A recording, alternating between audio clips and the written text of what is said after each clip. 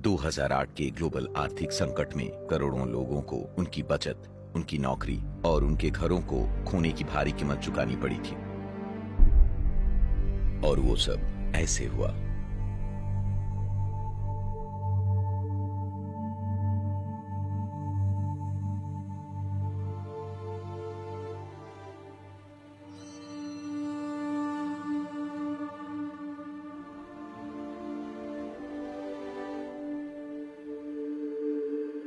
Iceland. जनसंख्या 3,20,000।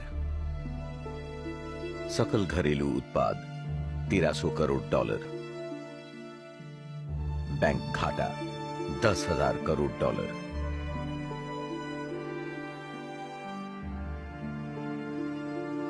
Iceland उच्च जीवन स्तर वाला एक स्थिर लोकतंत्र है और कुछ वक्त पहले तक वहां बहुत कम बेरोजगारी और सरकारी कर्ज था।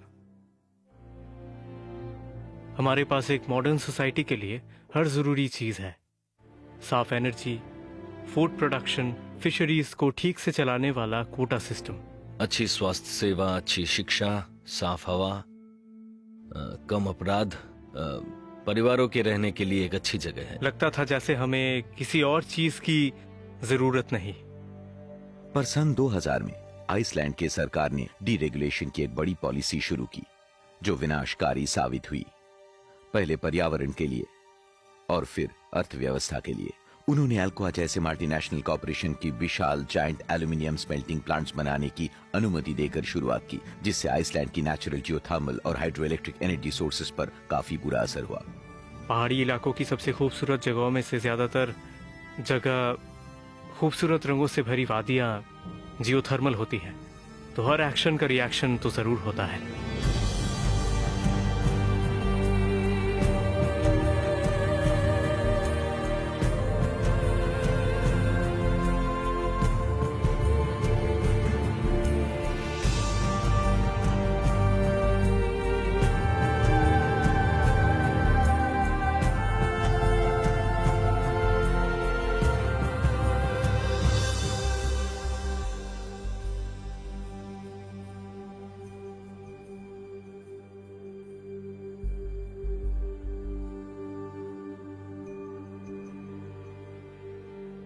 उसी दौरान गवर्नमेंट ने आइसलैंड के 3 सबसे बड़े बैंक्स को प्राइवेटाइज कर दिया।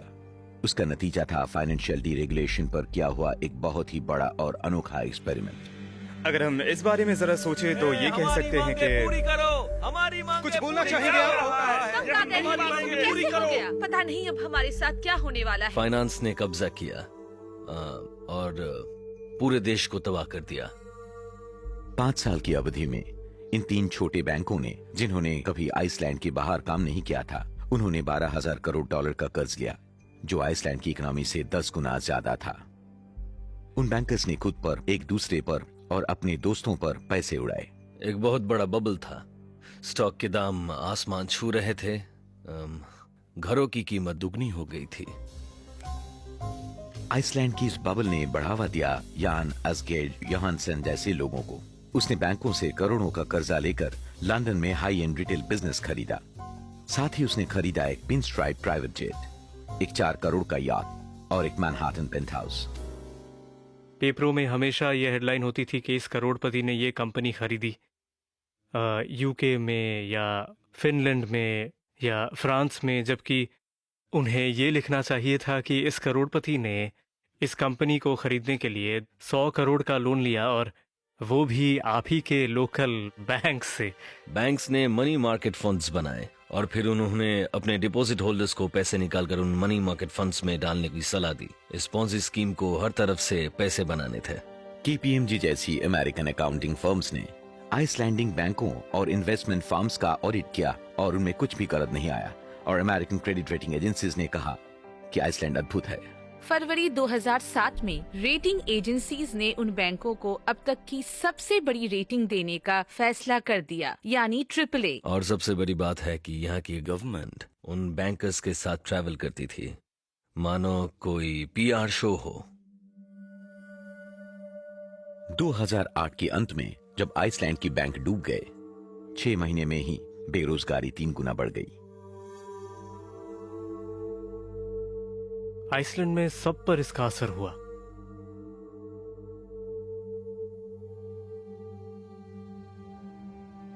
मतलब यहाँ के बहुत सारे लोगों ने अपनी सेविंग्स खो दी। हाँ, ऐसा ही हुआ था।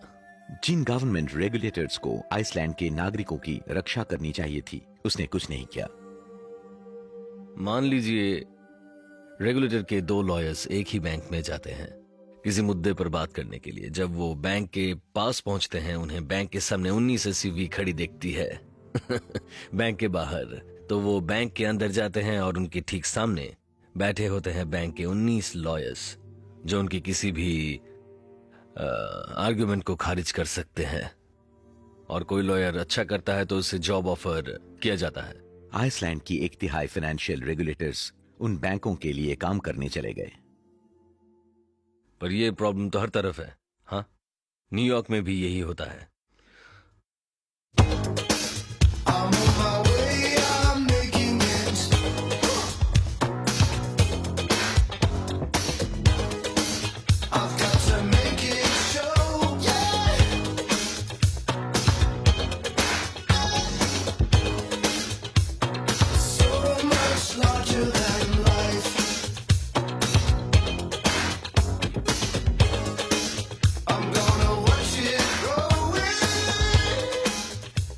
आजकल की वॉल स्ट्रीट इनकम के बारे में आप क्या सोचते हैं? हद से ज्यादा है। मैंने सुना है कि IMF को यूनाइटेड स्टेट की बुराई करने में बहुत दिक्कत होती है। मुझे ऐसा नहीं लगता।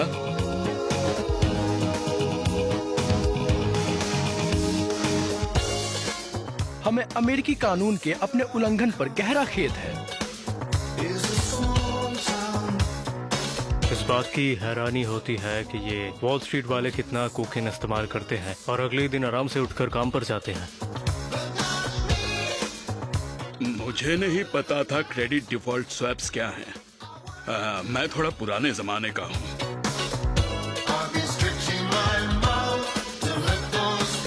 क्या लैरी समर्स ने कभी पश्चाताप जाहिर किया है? मैं कुछ नहीं कर सकता।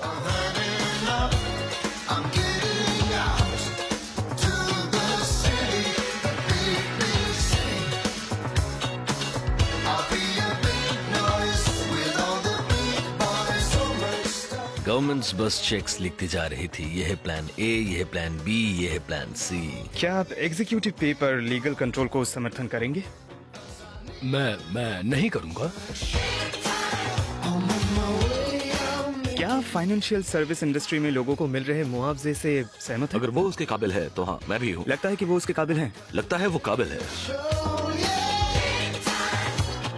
तो आपने इन लोगों की दुनिया को तबाह करने में मदद की। हाँ, वो आप बोल सकते हैं।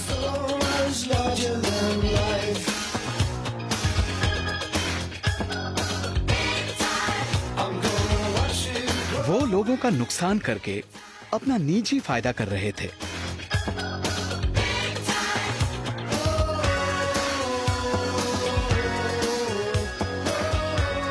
जब आपको लगने लगे कि आप बिना कुछ दिए बहुत कुछ पा सकते हैं, तो उससे दूर रहना मुश्किल होता है।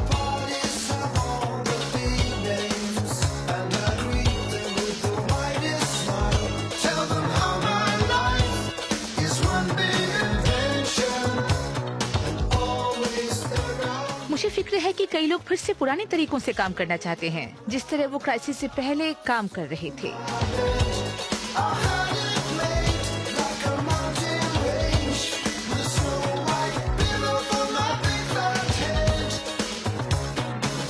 मुझे बैंकर से बहुत सारी ईमेल्स मिल रहे थे, ये कहते हुए कि मेरा नाम मत लेना, पर मुझे बहुत फिक्र हो रही है।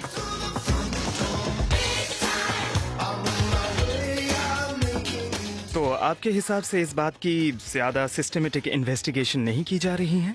क्योंकि वह करने पर गुनहगार मिल जाते हैं। क्या आपको लगता है कि कोलंबिया बिजनेस स्कूल की जांच ना होने पर कोई फायदा है? मुझे तो ऐसा कुछ नहीं पता।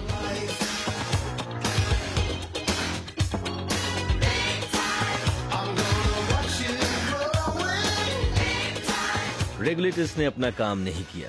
मैंने स्टेट अटॉर्नी जनरल होते हुए जो केसेस बनाए थे उन पे वो काम कर सकते थे, लेकिन उन्होंने नहीं किया।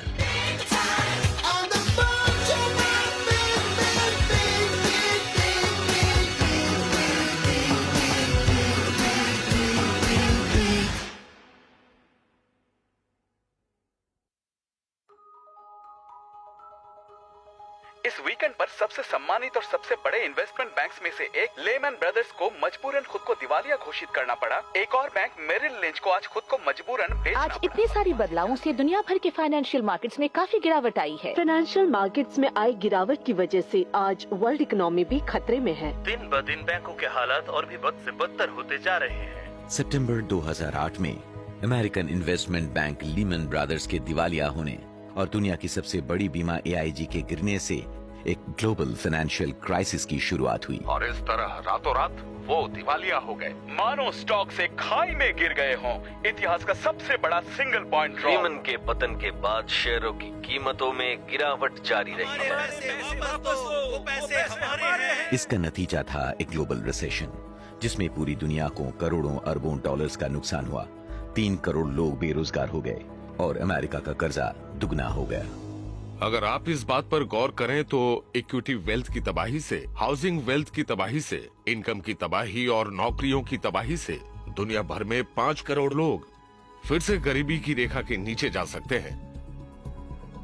तो यह एक, आप समझ सकते हैं कि बहुत ही बड़ा क्राइसिस है। वो क्राइसिस एक एक्सीडेंट नहीं था, उसकी वजह थी एक आउट ऑफ कंट्रोल इंडस्ट्री। 1980 के दशक के बाद से यूएस फाइनेंशियल सेक्टर के बढ़ने से एक के बाद एक बड़े बड़े फाइनेंशियल क्राइसिस की झड़ी सी लग गई। हर क्राइसिस ने पहले से ज्यादा नुकसान किया, जबकि इंडस्ट्री को जरा सा फाइनेंशियल नुकसान नहीं हुआ।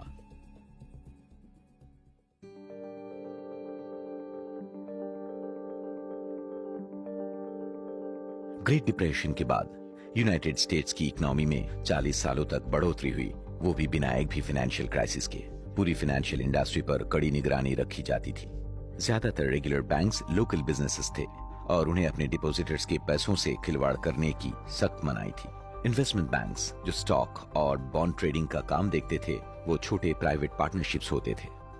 एक traditional investment banking partnership model में सारे पार्टनर्स अपने पैसों का निवेश करते थे और जाहिर है वो सभी उन पैसों पर कड़ी नजर रखते थे। वो अच्छी तरह जीना चाहते थे, पर जाहिर है वो कोई खतरा नहीं उठाते थे। पॉल वोकर ने ट्रेजरी डिपार्टमेंट में काम किया और वो 1979 से 1987 तक फेडरल रिजर्व के चेयरमैन रहे। गवर्नमेंट में जाने से पहले वो चेज मैनहाटन बैंक में एक फाइनेंशियल इकोनॉमिस्ट थे।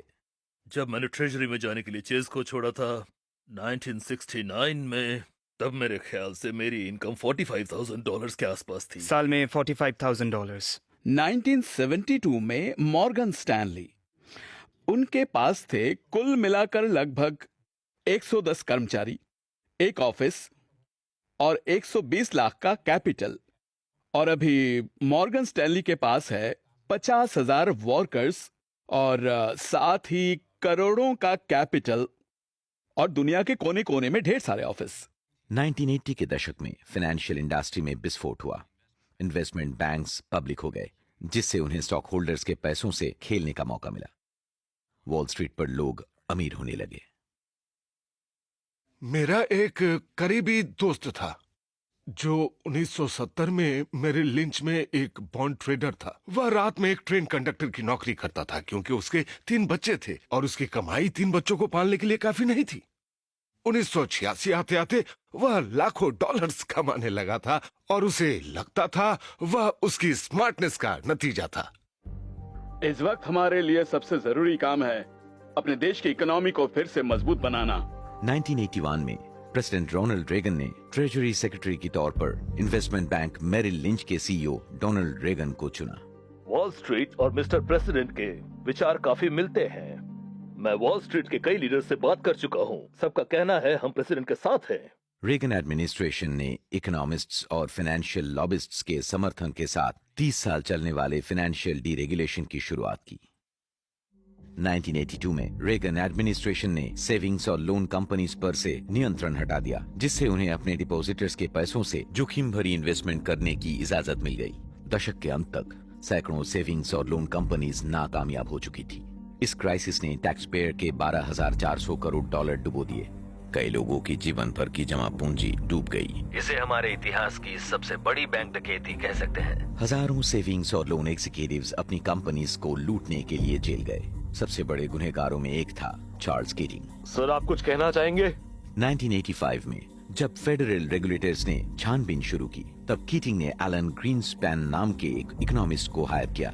रेगुलेटर्स को लिखे अपने खत में ग्रीनस्पैन ने कीटिंग के बिजनेस प्लान्स और एक्सपर्टाइज की तारीफ की और ये कहा कि उन्हें कीटिंग का अपने कस्टमर्स के पैसों को इन्वेस्ट करने में कोई खतरा नजर नहीं आया। कीटिंग ने इसके लिए ग्रीनस्पैन को $40,000 दिए थे। इसके कुछ वक्त बाद ही चार्ल्स कीटिंग को जेल हो गई।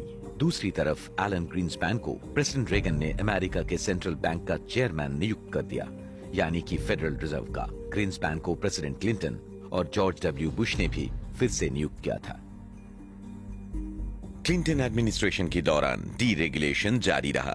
ग्रीनस्पैन और treasury secretaries investment bank, Goldman सैक्स की पूर्व सीईओ रॉबर्ट रूबिन और हार्वर्ड की एक इकोनॉमिक्स प्रोफेसर लैरी समर की अगुवाई में फाइनेंशियल सेक्टर ने वॉल स्ट्रीट के ताकतवर होने से, लॉबीज और साथ ही साथ ढेर सारे पैसे होने से धीरे धीरे पूरे पॉलिटिकल सिस्टम पर कब्जा जमा लिया, डेमोक्रेट्स और रिपब्लिकन दोनों ही साइड पर।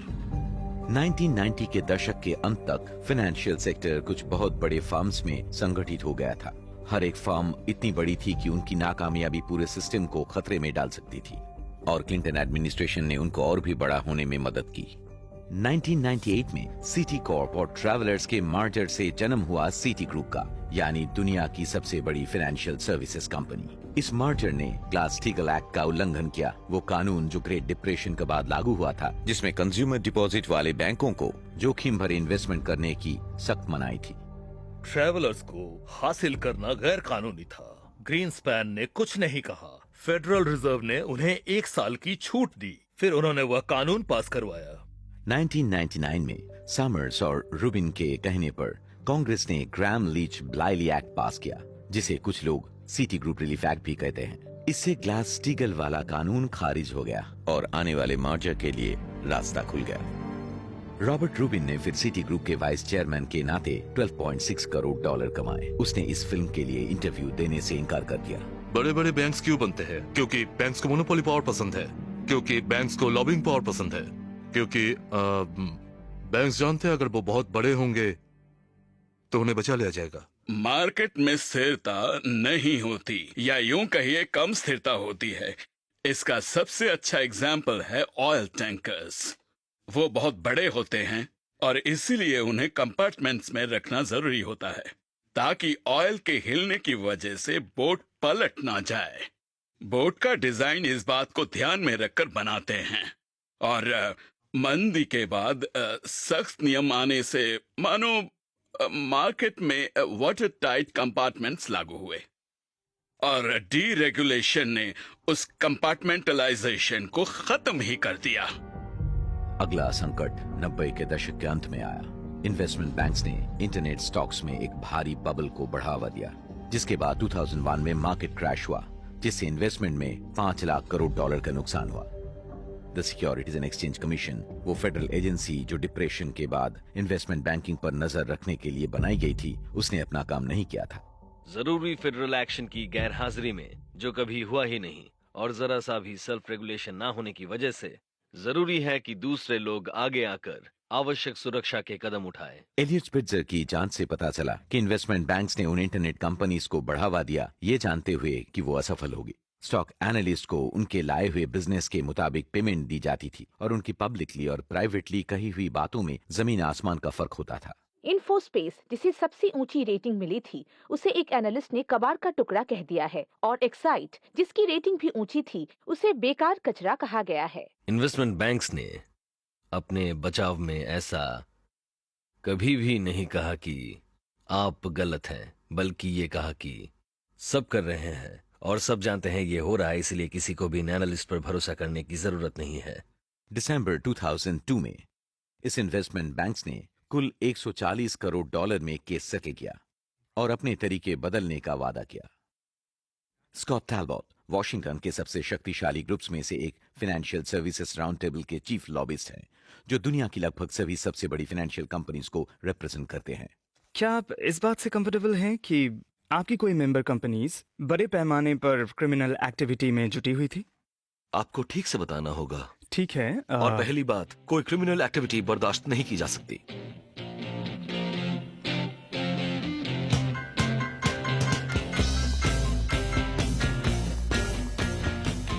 डीरेगुलेशन शुरू होने के बाद से दुनिया की सबसे बड़ी फाइनेंशियल फर्म्स पकड़ी गई है मनी लॉन्ड्रिंग करने, अपने ग्राहकों को धोखा देने और अपने बही खातों में फेर बदल करने के लिए, वो भी बार बार लगातार।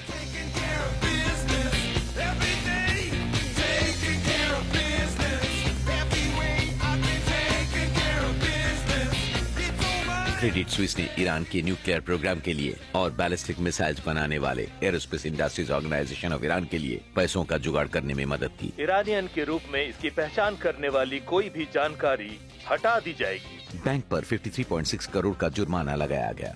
सिटी बैंक ने मेक्सिको से $10 करोड़ के ड्रग मनी को निकालने में मदद की थी। क्या आपने ये कहा कि उन्हें अकाउंट से जुड़े हुए सारे डॉक्यूमेंट्स खो देनी चाहिए?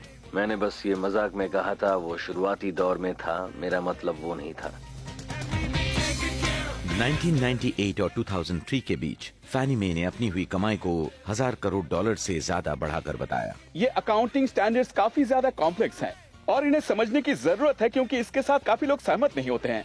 सीईओ फ्रैंकलिन रेंस, जो प्रेसिडेंट क्लिंटन के बजट डायरेक्टर हुआ करते थे, उन्हें बोनस के तौर पर $502 करोड़ से ज्यादा दिए गए थे। जब यूबीएस अमीर अमेरिकन को टैक्स की चोरी में मदद करते हुए पकड़ा गया तो उसने यूएस गवर्नमेंट के साथ कोऑपरेट करने से इनकार कर दिया। क्या आप हमें उन सब के नाम बताएंगे? अगर आप मेरे साथ समझौता करें तो। कोई समझौता नहीं होगा। आपने माना है कि आप एक फ्रॉड के हिस्सेदार थे।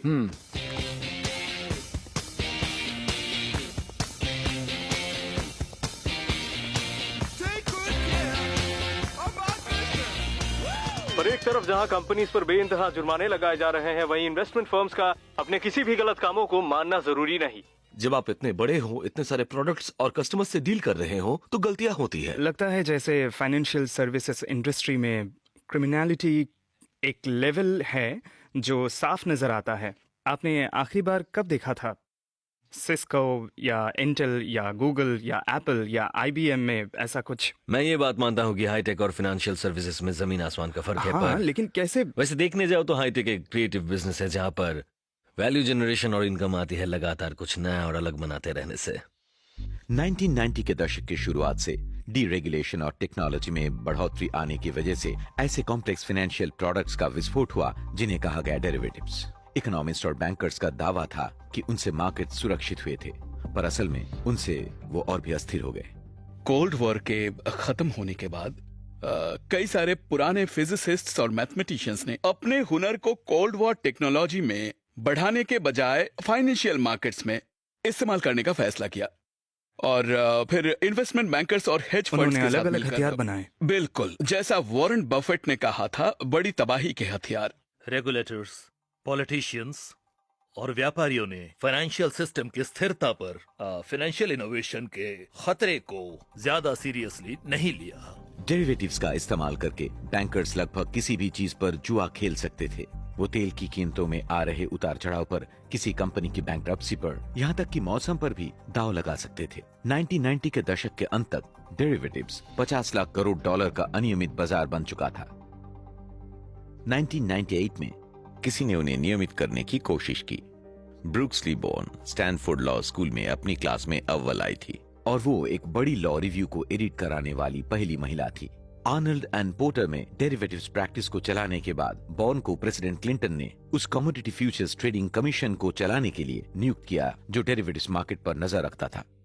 ब्रुक्स ली बॉर्न ने मुझसे पूछा कि क्या मैं उनके साथ काम करने आऊंगा, तो हमने तय किया कि यह एक सीरियस और साथ ही बेहद अस्थिर करने वाला मार्केट है।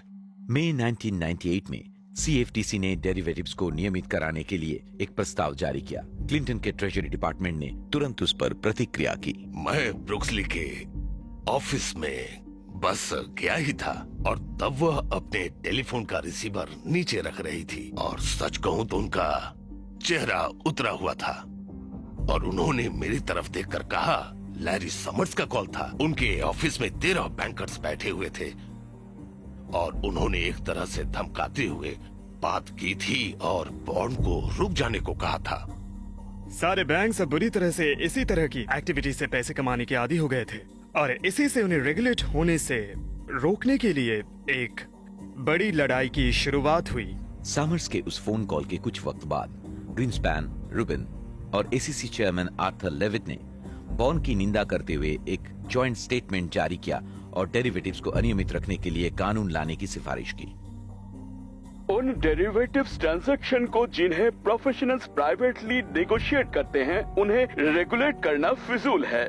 बदकिस्मती से उन्हें खारिज कर दिया, पहले क्लिंटन एडमिनिस्ट्रेशन ने और फिर कांग्रेस ने साल 2000 में एक ऐसा अधिनियम पास करवाने में अहम भूमिका निभाई जिससे डेरिवेटिव्स को रेगुलेशन में काफी हद तक छूट मिल गई। वो मार्केट्स को एकजुट करके रेगुलेटरी बर्डन कम कर रहे हैं। मुझे लगता है कि हमें इसे करने की जरूरत है। सेनेट को छोड़ने के बाद फील ग्राम यूबीएस के वाइस चेयरमैन बन गए। 1993 से उनकी पत्नी वेंडी एनरॉन के बोर्ड में कार्यरत थे। हमें इस बात की उम्मीद है कि इस साल एक मुनासिब तरीके से कानून के मुताबिक आगे बढ़ना मुमकिन हो सकता है, जिससे ओटीसी डेरिवेटिव्स के लिए एक कानूनी यकीन तैयार होगा। लैरी समर्स ने बाद में एक हेज फंड के कंसल्टेंट के नाते $2 करोड़ कमाए, जो डेरिवेटिव्स पर बहुत ज्यादा निर्भर था। मैं सेक्रेटरी समर्स की सभी बातों के साथ खुद को जोड़ना चाहता हूँ।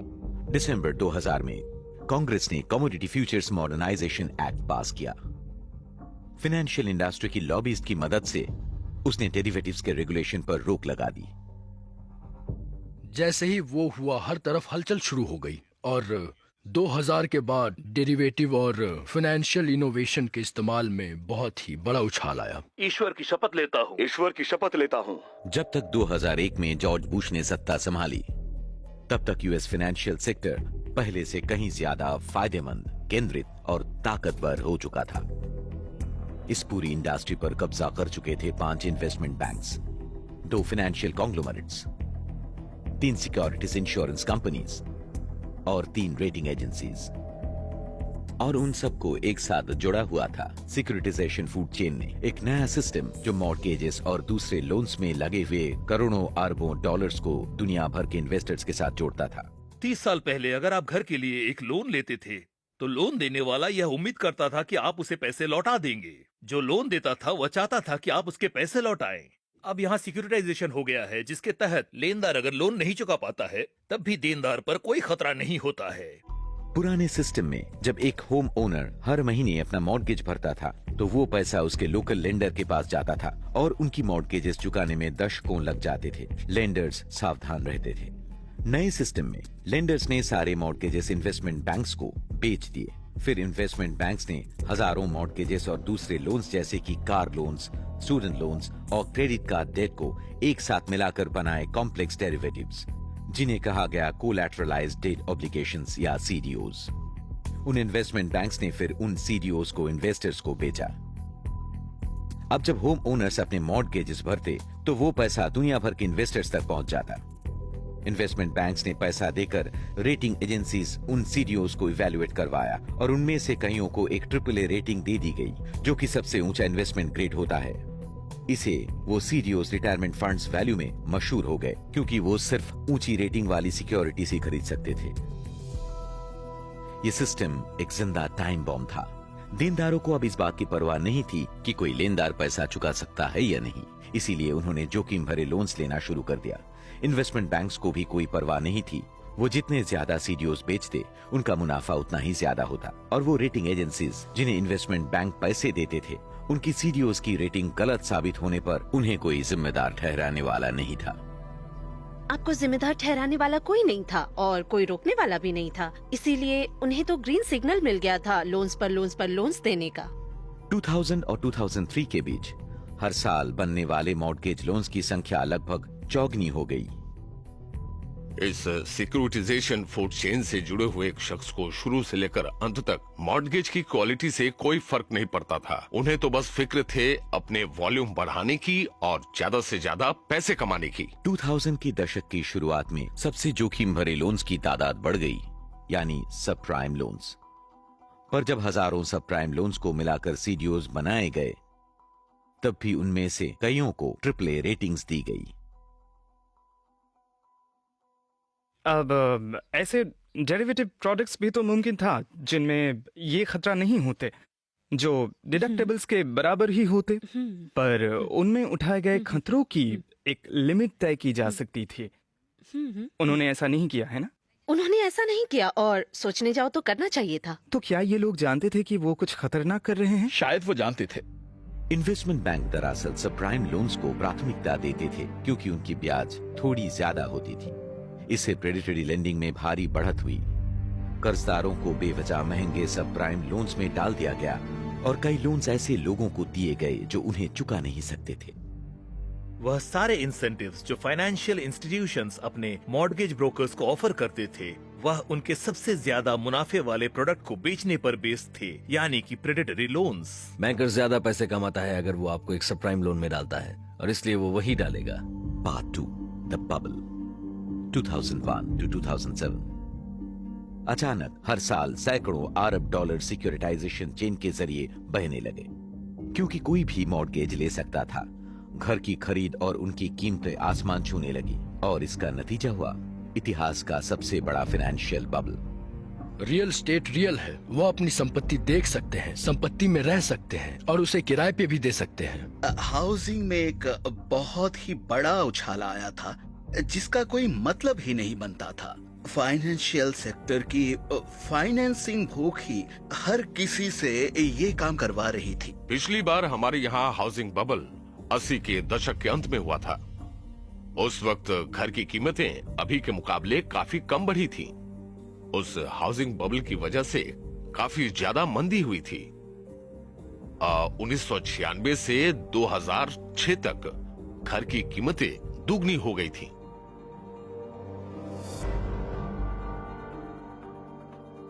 एक टिकट का $500 देकर ये लोग ये जानने आए हैं कि वो अमेरिकन ड्रीम का अपना हिस्सा कैसे खरीद सकते हैं।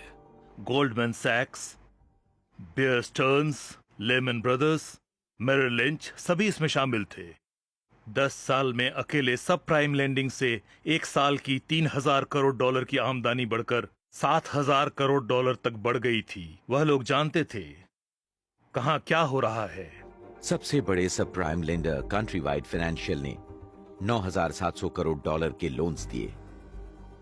उससे उन्होंने $1,100 करोड़ से ज्यादा का मुनाफा कमाया। वॉल स्ट्रीट पर एनुअल कैश बोनसेस में उछाल आया। ट्रेडर्स और सीईओज इस बबल के दौरान हद से ज्यादा अमीर हो गए। लेमन ब्रदर्स इस सब प्राइम लेंडिंग के टॉप अंडरराइटर थे और उनके सीईओ रिचर्ड फोल्ड ने कमाए थे $48.5 करोड़। वॉल स्ट्रीट में इस हाउसिंग और क्रेडिट बबल से लोग करोड़ों अरबों डॉलर्स का मुनाफा कमा रहे थे।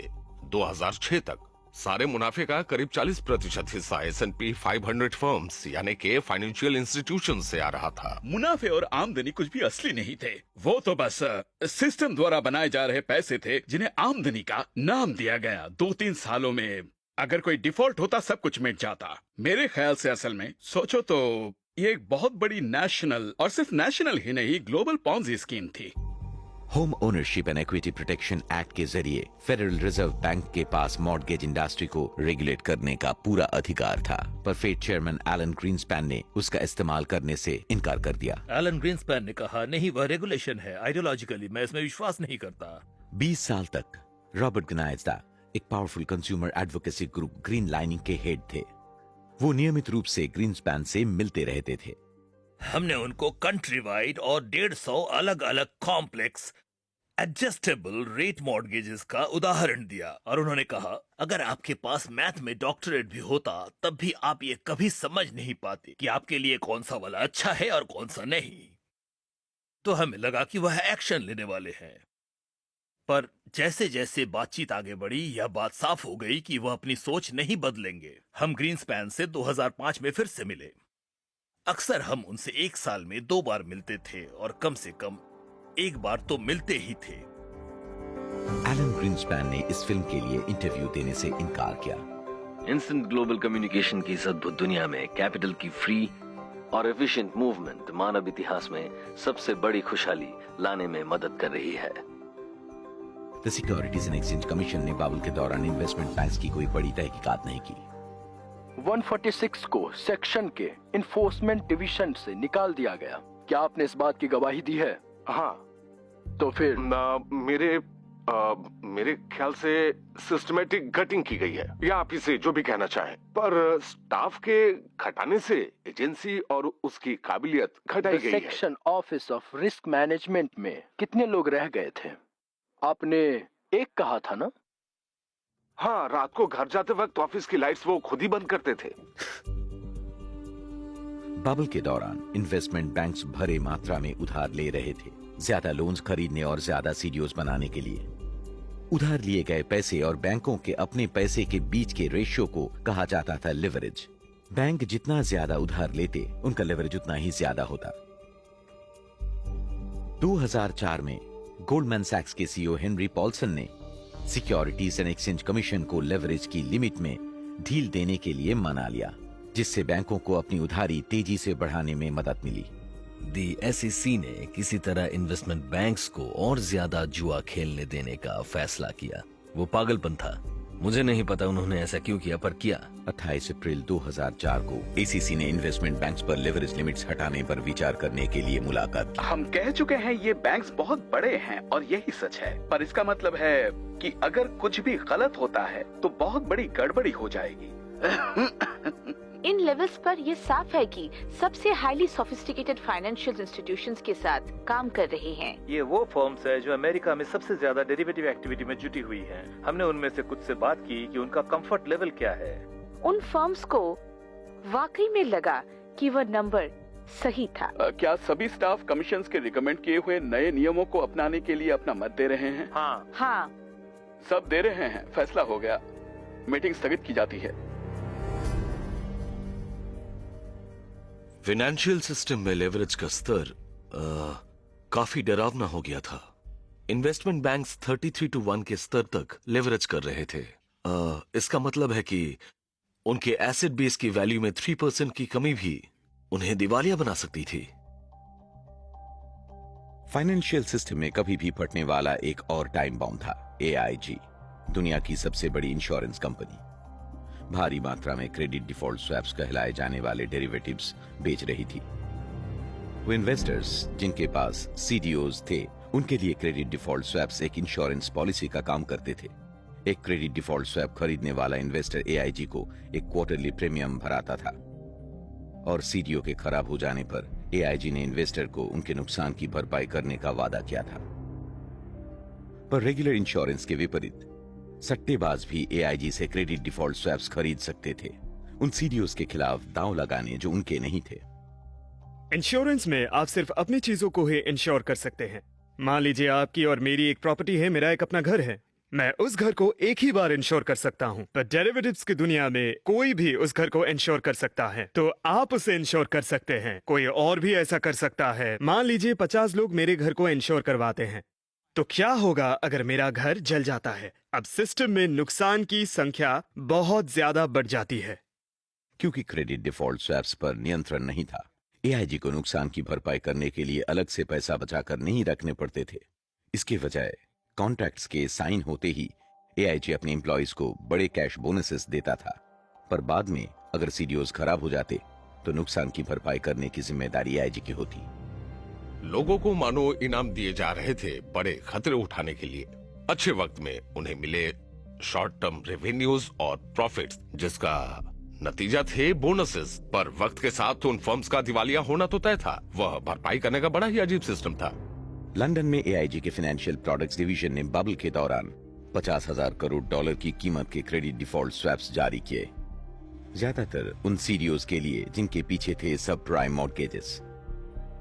AIGFP के 400 एम्प्लॉइज ने साल 2000 और 2007 के बीच $50,000 करोड़ कमाए। AIGFP के हेड जोसेफ कसानो ने निजी तौर पर $31.5 करोड़ कमाए।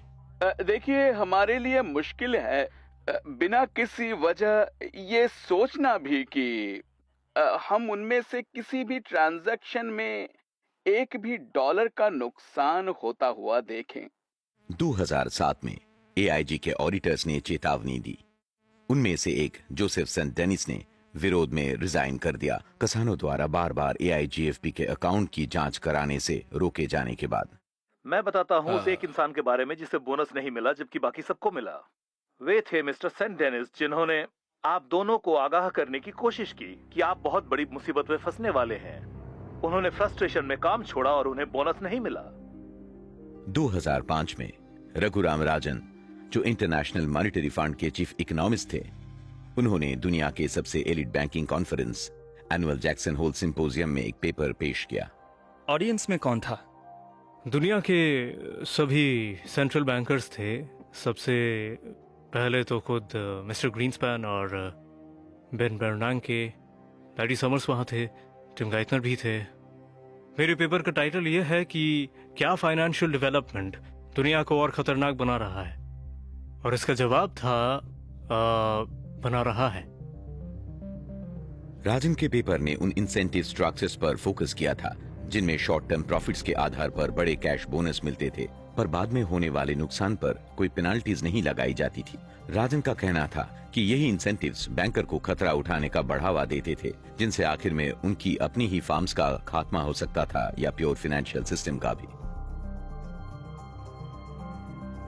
ज्यादा खतरा उठाकर परफॉर्मेंस निकलवाना आसान होता है, और इसीलिए कहीं ना कहीं उन खतरों को कॉम्पेंसेट करना होता है, और वहीं से सारी लीगल एक्टिविटी शुरू होती है। राजन ने बिल्कुल सही बात की थी। उनका साफ साफ कहना था कि आप लोगों का दावा है कि आपको कम खतरे के साथ ज्यादा प्रॉफिट कमाने का तरीका मिला है। मैं कहता हूं कि आपको ज्यादा खतरे के साथ ज्यादा प्रॉफिट कमाने का तरीका मिला है, और दोनों में फर्क है। समर्स काफी कुछ बोले। उन्हें लगता था कि मैं फाइनेंशियल दुनिया में आ रहे इस बदलाव की निंदा कर रहा था, और उन्हें फिक्र थी कि अगर ये रेगुलेशन आया तो ये पूरा बदलाव पलट सकता है। उन्होंने कहा मैं प्रोग्रेस के खिलाफ हूं। शायद वो ये देखना चाहते थे कि हम उस वक्त फाइनेंशियल सेक्टर पर काबू पाने के लिए किसी तरह के नए नियम लागू ना करें। लैरी समर्स इस फिल्म के दौरान इंटरव्यू देने से मना कर दिया। आपको एक साल में एक्स्ट्रा $20 लाख मिलेंगे या $1 करोड़ मिलेंगे अपने फाइनेंशियल इंस्टीट्यूशन को खतरे में डालने के लिए। आपको बिल नहीं भरना होगा, कोई और भरेगा। क्या आप यह खतरा उठाना चाहेंगे? वॉल स्ट्रीट पर काम कर रहे ज्यादातर लोगों ने कहा हाँ, मैं उठाऊंगा।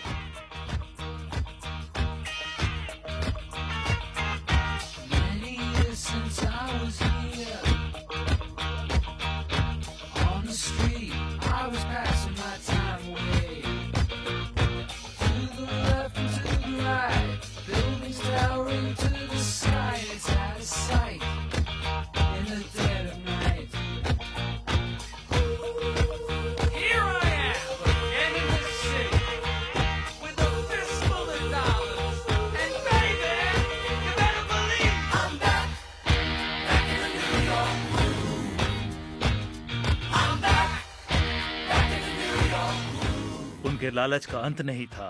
उन्हें एक घर नहीं चाहिए था, 5 घर चाहिए थे, और उन्हें चाहिए था एक महंगा पेंट हाउस पार्क एवेन्यू पर, और उन्हें चाहिए था अपना खुद का प्राइवेट जेट।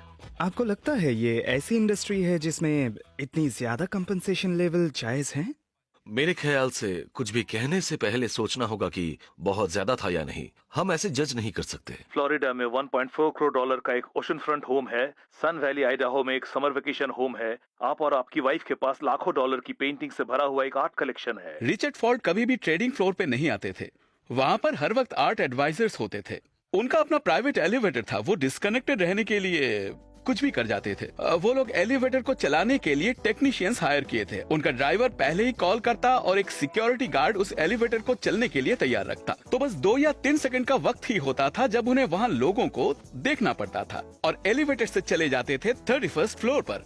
लेमन के पास ढेर सारे कॉर्पोरेट जेट्स थे, क्या आपको ये पता है? हाँ। तो कितने जेट्स थे? 767 को मिलाकर 6 जेट्स थे, और एक हेलीकॉप्टर भी था।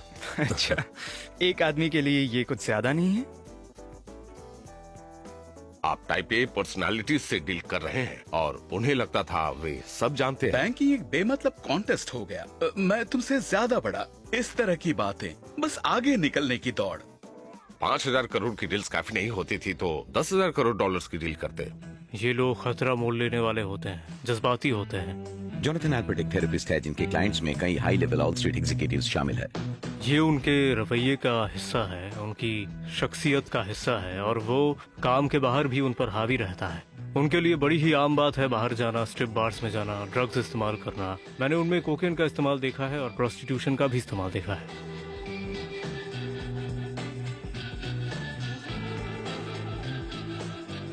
हाल ही में न्यूरो साइंटिस्ट्स ने कुछ एक्सपेरिमेंट्स किए जिसमें उन्होंने कुछ लोगों को लिया और उन्हें एक एमआरआई मशीन के अंदर डाला और फिर उन्हें एक गेम खेलने के लिए कहा जिसमें इनाम में पैसे मिलते, और उन्होंने देखा कि जब वह सब्जेक्ट्स पैसे कमाते तब उनके दिमाग में वही हिस्सा स्टिमुलेट होता था जो कोकेन के इस्तेमाल पर होता है। कई लोगों को लगता है कि उनका ये सब करना बहुत जरूरी होता है, बड़ा बनने के लिए, प्रमोशन के लिए, पहचान बनाने के लिए। ब्लूमबर्ग के एक आर्टिकल के मुताबिक न्यूयॉर्क के डेरिवेटिव्स ब्रोकर्स अपनी कमाई का 5% हिस्सा बिजनेस एंटरटेनमेंट पर खर्च कर देते हैं और उसमें अक्सर शामिल होते हैं स्ट्रिप क्लब्स, प्रोस्टिट्यूशन और ड्रग्स। न्यूयॉर्क के एक दलाल ने 2007 में अपनी फर्म के खिलाफ एक मुकदमा दायर किया। आरोप लगाया कि उसे व्यापारियों का मनोरंजन करने के लिए वेश्याओं को बनाए रखने की आवश्यकता थी।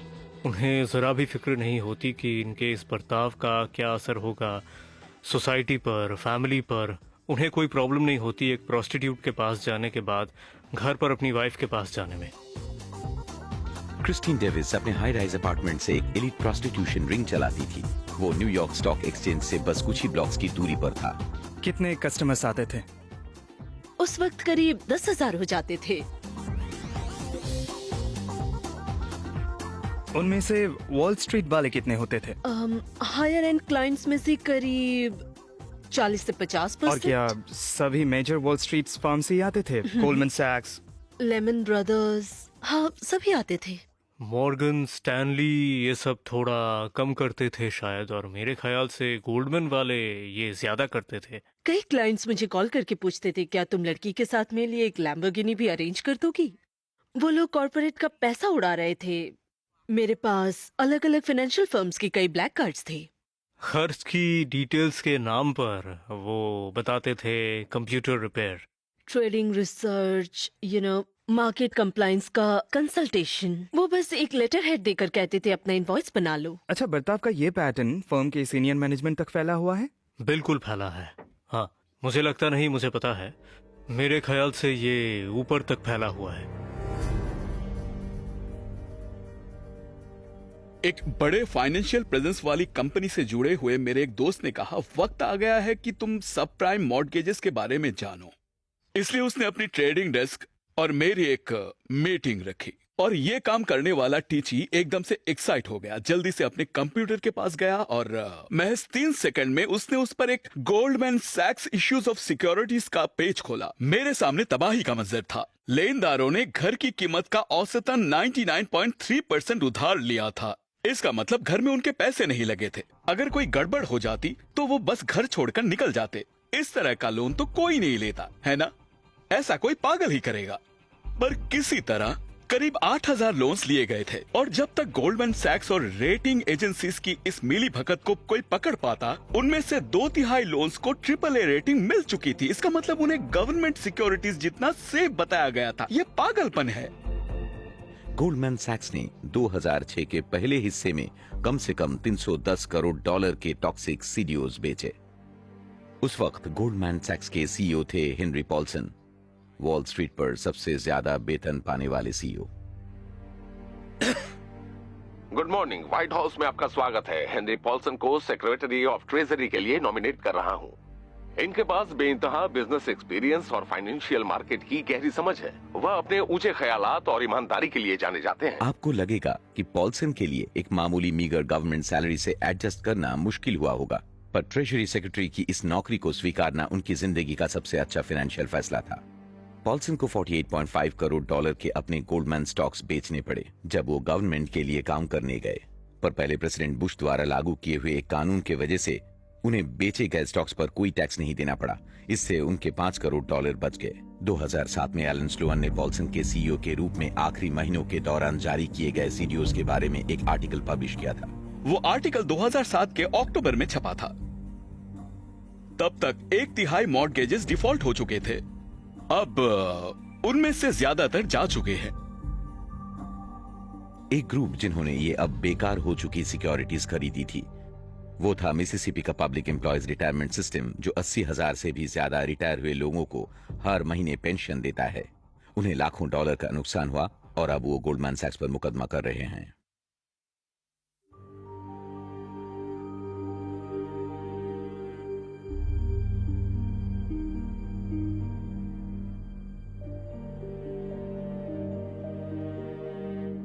दो 2006 के अंत तक गोल्डमैन चीजों को एक और कदम आगे ले गए।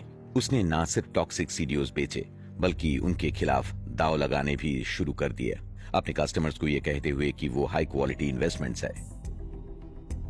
एआईजी से क्रेडिट डिफॉल्ट स्वैप्स खरीदकर गोल्डमैन उन सीडीओज के खिलाफ दाव लगा सकता था जो उसके नहीं थे, और उन सीडीओज के फेल होने पर उसे पैसे मिलते। मैंने उनसे पूछा, अगर किसी ने कस्टमर्स को कॉल करके ये कहा अब हमें इस तरह का मॉर्गेज अच्छा नहीं लग रहा और हमें लगा आपको ये पता होना चाहिए, उन्होंने कोई जवाब नहीं दिया, पर मैं फोन पर उनकी हंसी महसूस कर पा रहा था। गोल्डमैन सैक्स एआईजी से कम 2200 करोड़ डॉलर के क्रेडिट डिफॉल्ट स्वैप्स खरीदे थे। रकम इतनी बड़ी थी कि गोल्डमैन को एहसास हुआ कि शायद एआईजी इससे बैंकरप्ट हो सकता है, इसलिए उन्होंने 15 करोड़ डॉलर खर्च करके खुद को एआईजी के होने वाले खात्मे से इंश्योर करवा लिया। फिर 2007 में गोल्डमैन ने हद पार कर दी। उन्होंने खास डिजाइन किए हुए सीडीओज बेचना शुरू किया ताकि जितना ज्यादा पैसा उनके कस्टमर्स गवाते उतना ही ज्यादा पैसा गोल्डमैन सैक्स के पास आता। गोल्डमैन सैक्स के सीईओ और उसके सभी सीनियर एग्जीक्यूटिव्स ने इस फिल्म के लिए इंटरव्यू देने से इनकार किया। आपने टिम्बरवुल्फ के साथ 6 करोड़ डॉलर की सिक्योरिटीज बेची। उन्हें बेचने से पहले आपकी सेल्स टीम एक दूसरे से यह कह रही थी, यार वह टिम्बरवुल्फ तो एक बेकार डील है। यह मुझे लेट जून में एक ईमेल में आया था। हाँ, वो भी ट्रांजैक्शन के बाद। नहीं, आपने उसके बाद भी टिम्बरवुल्फ बेचे थे। हमने उसके बाद ट्रेड्स किए थे। हाँ, ओके। अगला ईमेल है, ये देखिए, जुलाई 1, सेल्स फोर्स को कहा गया है अभी टॉप प्रायोरिटी है टिम्बरवुल्फ। आपकी टॉप प्रायोरिटी बेचना है वह बेकार डील। अगर आप अपने क्लाइंट के हित में नहीं सोच रहे तो क्या आपका फर्ज नहीं है कि आप अपने क्लाइंट को बताएं, उसे अपने असली इरादों के बारे में बताएं? यह मेरा सवाल है। मिस्टर चेयरमैन, मैं बस नहीं, समझने की कोशिश कर रहा जवाब हूँ नहीं देना चाहते। क्या आप मानते हैं कि अपने क्लाइंट्स की भलाई के लिए काम करना आपका फर्ज है? देखिए सेनेटर, मैं फिर से कहता हूँ, हमारा फर्ज है अपने क्लाइंट्स की सेवा करना और उन्हें ट्रांजैक्शन के दाम दिखाना जो कि वो खुद देखना चाहते हैं। उन सिक्योरिटीज को बेचने के बारे में आपका क्या ख्याल है जिन्हें आपके अपने लोग कहते हैं कचरा? आपको यह बॉदर करता है? अगर मुझे बॉदर करता, सिर्फ ऐसा सोच तो बाकी नहीं, ऐसा हुआ था। तो फिर आज मुझे हमने ये सुना। नहीं पता। आज हमने ये सुना, यह एक बेकार डील है। आज मैंने ऐसा कुछ नहीं सुना जिससे मुझे ये लगे कि कुछ गलत हुआ था। क्या यह गलत बात नहीं है कि जब आप किसी को कुछ बेचते हैं और फिर उसी सिक्योरिटी पर दांव लगाने में लग जाते हैं और आप यह बात उसे बताते तक नहीं जिसे आप वह बेच रहे हैं? क्या आपको यह प्रॉब्लम नजर नहीं आती? मार्केट बढ़ाने के नाते देखा जाए तो ये गलत बात नहीं है। जब आपने अपने ही एम्प्लॉइज को इन ईमेल्स में कहते हुए सुना, यार बेकार डील है, यह तो एकदम कचरा है, आपको कुछ महसूस हुआ? मुझे लगा उन्हें ईमेल नहीं करना चाहिए था और बहुत ही गलत था और मैं वो प्लीज मुझे गलत मत समझिएगा। आप क्या कह रहे हैं? मुझे लगता है किसी का ये कहीं भी कहना बहुत ही गलत था। क्या आपको लगता है कि आपके कंपटीटर्स भी इसी तरह की गतिविधियों में लगे हुए थे? हाँ, और ज्यादातर मामलों में तो हमसे कहीं ज्यादा। Hedge fund manager John Poulsen ने मॉर्गेज मार्केट के खिलाफ दाव लगाकर 1200 करोड़ डॉलर कमाए थे।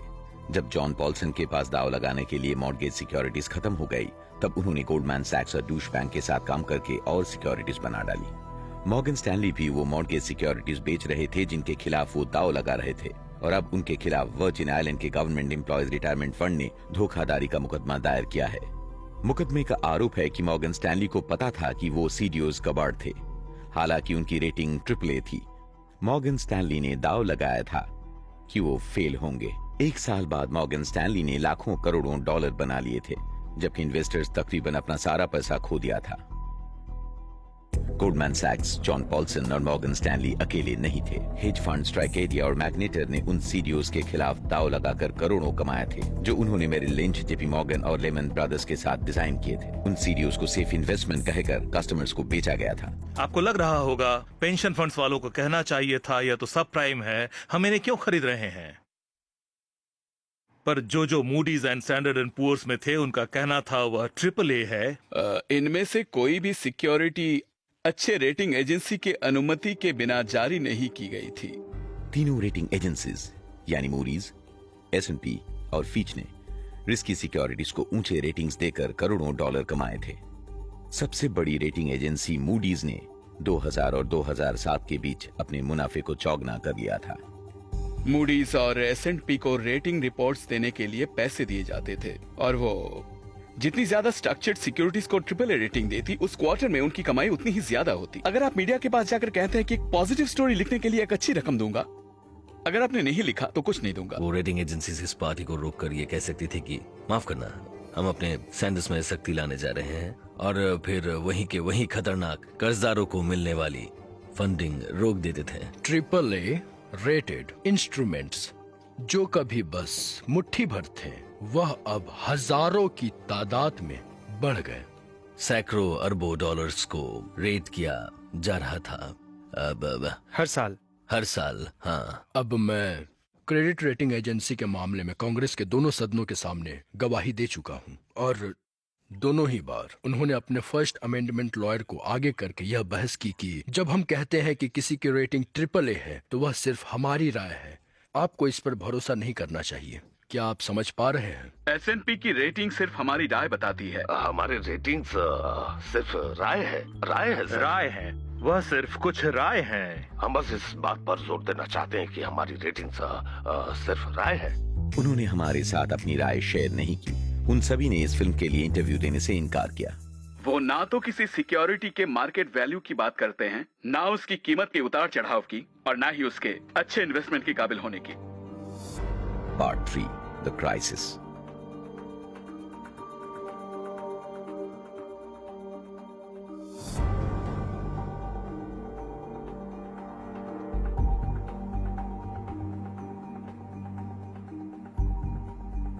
कई सारे इकोनॉमिस्ट ये कह रहे हैं कि ये एक बबल है और ये फटने वाला है और ये इकोनॉमी के लिए बहुत बड़ी मुसीबत होने वाली है। कुछ का कहना है कि किसी भी वक्त मंदी की वजह भी बन सकती है। बुरा से बुरा क्या होगा अगर सच में ये दिखने लगे कि पूरे देश में कीमतों में भारी गिरावट आ रही है।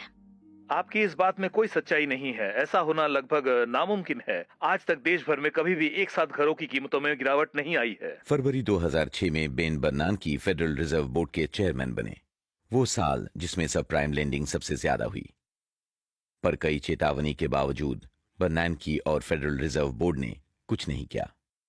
बेन बर्नानकी इंटरव्यू देने से इनकार किया।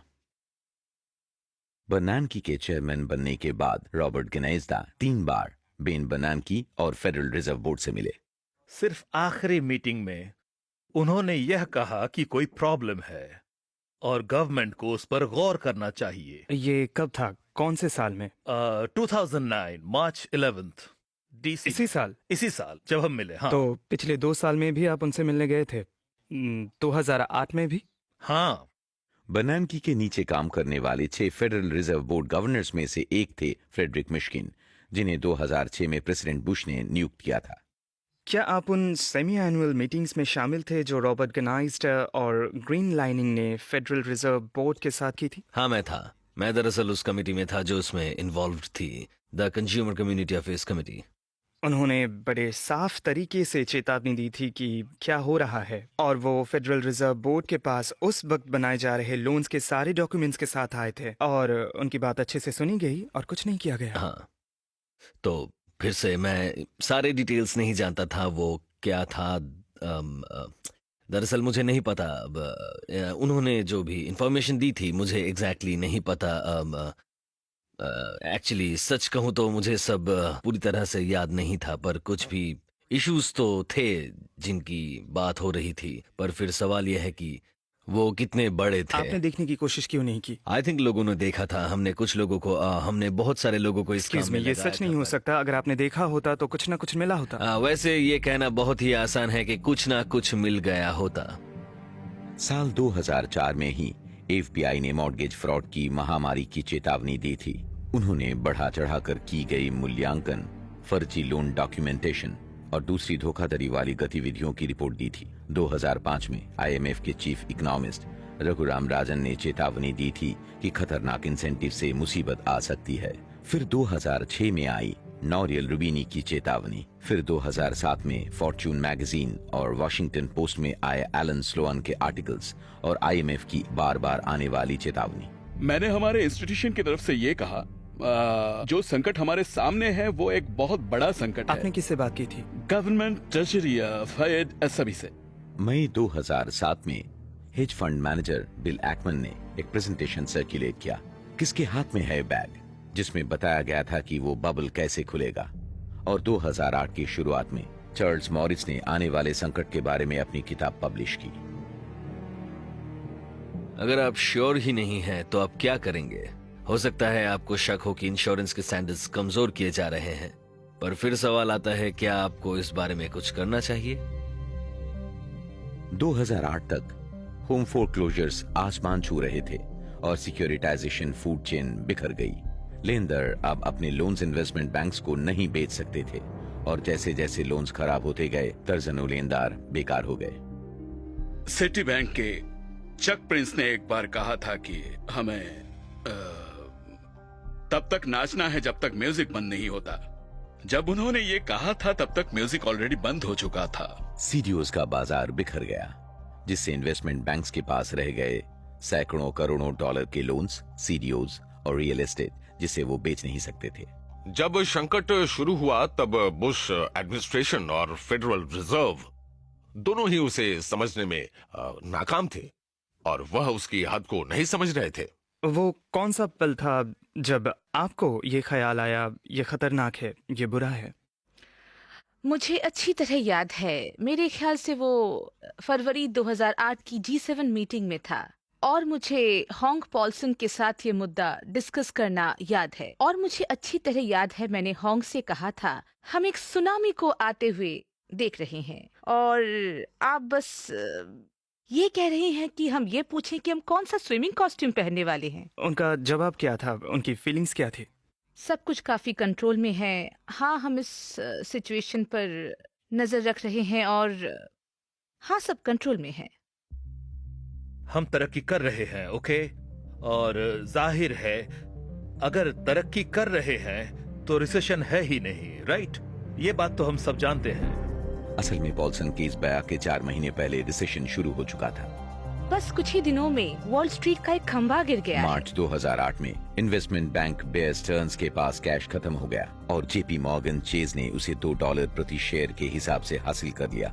इस डील को फेडरल रिजर्व की तरफ से $3,000 करोड़ की इमरजेंसी गारंटीज दी गई थी। ये वो वक्त था जब एडमिनिस्ट्रेशन सामने आ सकता था और अलग अलग तरीके अपना सकता था, जिससे सिस्टम पर आने वाला खतरा कम हो जाता। मुझे कुछ संस्थाओं से यह जानकारी मिल रही है कि यह अंत नहीं है, अभी तो और मुसीबतें आनी बाकी हैं। मैं उन इन्वेस्टमेंट बैंक्स को फेड और SEC के साथ काम करते हुए देखा है, अपनी लिक्विडिटी को मजबूत करने के लिए, अपने कैपिटल पोजीशंस को सुधारने के लिए। मुझे हर वक्त रिपोर्ट्स मिलते रहते हैं। हमारे रेगुलेटर्स बहुत सतर्क हैं। सितंबर 7, 2008 को हेनरी पॉल्सन ने फैनी में और फ्रेडी मैक के फेडरल टेकओवर का ऐलान किया, 2 बड़े मॉर्गेज लेंडर्स जो बंद होने की कगार पर थे। हमारे आज के एक्शंस का मतलब यह नहीं कि हमने हाउसिंग करेक्शन या बाकी US फाइनेंशियल इंस्टीट्यूशंस की ताकत के लिए अपना नजरिया बदल दिया है। 2 दिन बाद लेमन ब्रदर्स ने $320 करोड़ के घाटे का ऐलान किया और उनके स्टॉक्स की कीमत गिर गई। सितंबर में लेमन और AIG में कुछ हुआ, वो एक सरप्राइज ही था। I mean, वो जुलाई के बाद और फैनी और फ्रेडी के बाद हुआ था, तो जाहिर है सितंबर में कुछ तो हुआ था, कुछ बड़ा, जिसके बारे में कोई नहीं जानता था। आप जो कह रहे हैं वह सही है। बेयर स्टर्न्स के उसके बैंकक्रप्ट होने से 1 महीने पहले AAA रेटिंग मिली थी। नहीं, वो A2 थी।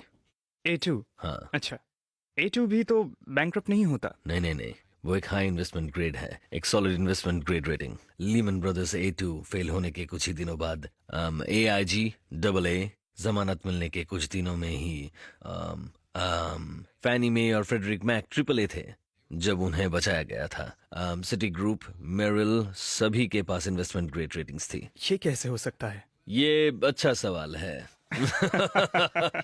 बहुत ही अच्छा सवाल है। ऐसा कोई वक्त नहीं था जब एडमिनिस्ट्रेशन ने कभी बड़े इंस्टीट्यूशन के पास जाकर कहा हो मामला सीरियस है, हमें अपनी स्थिति बताओ, कोई बकवास नहीं।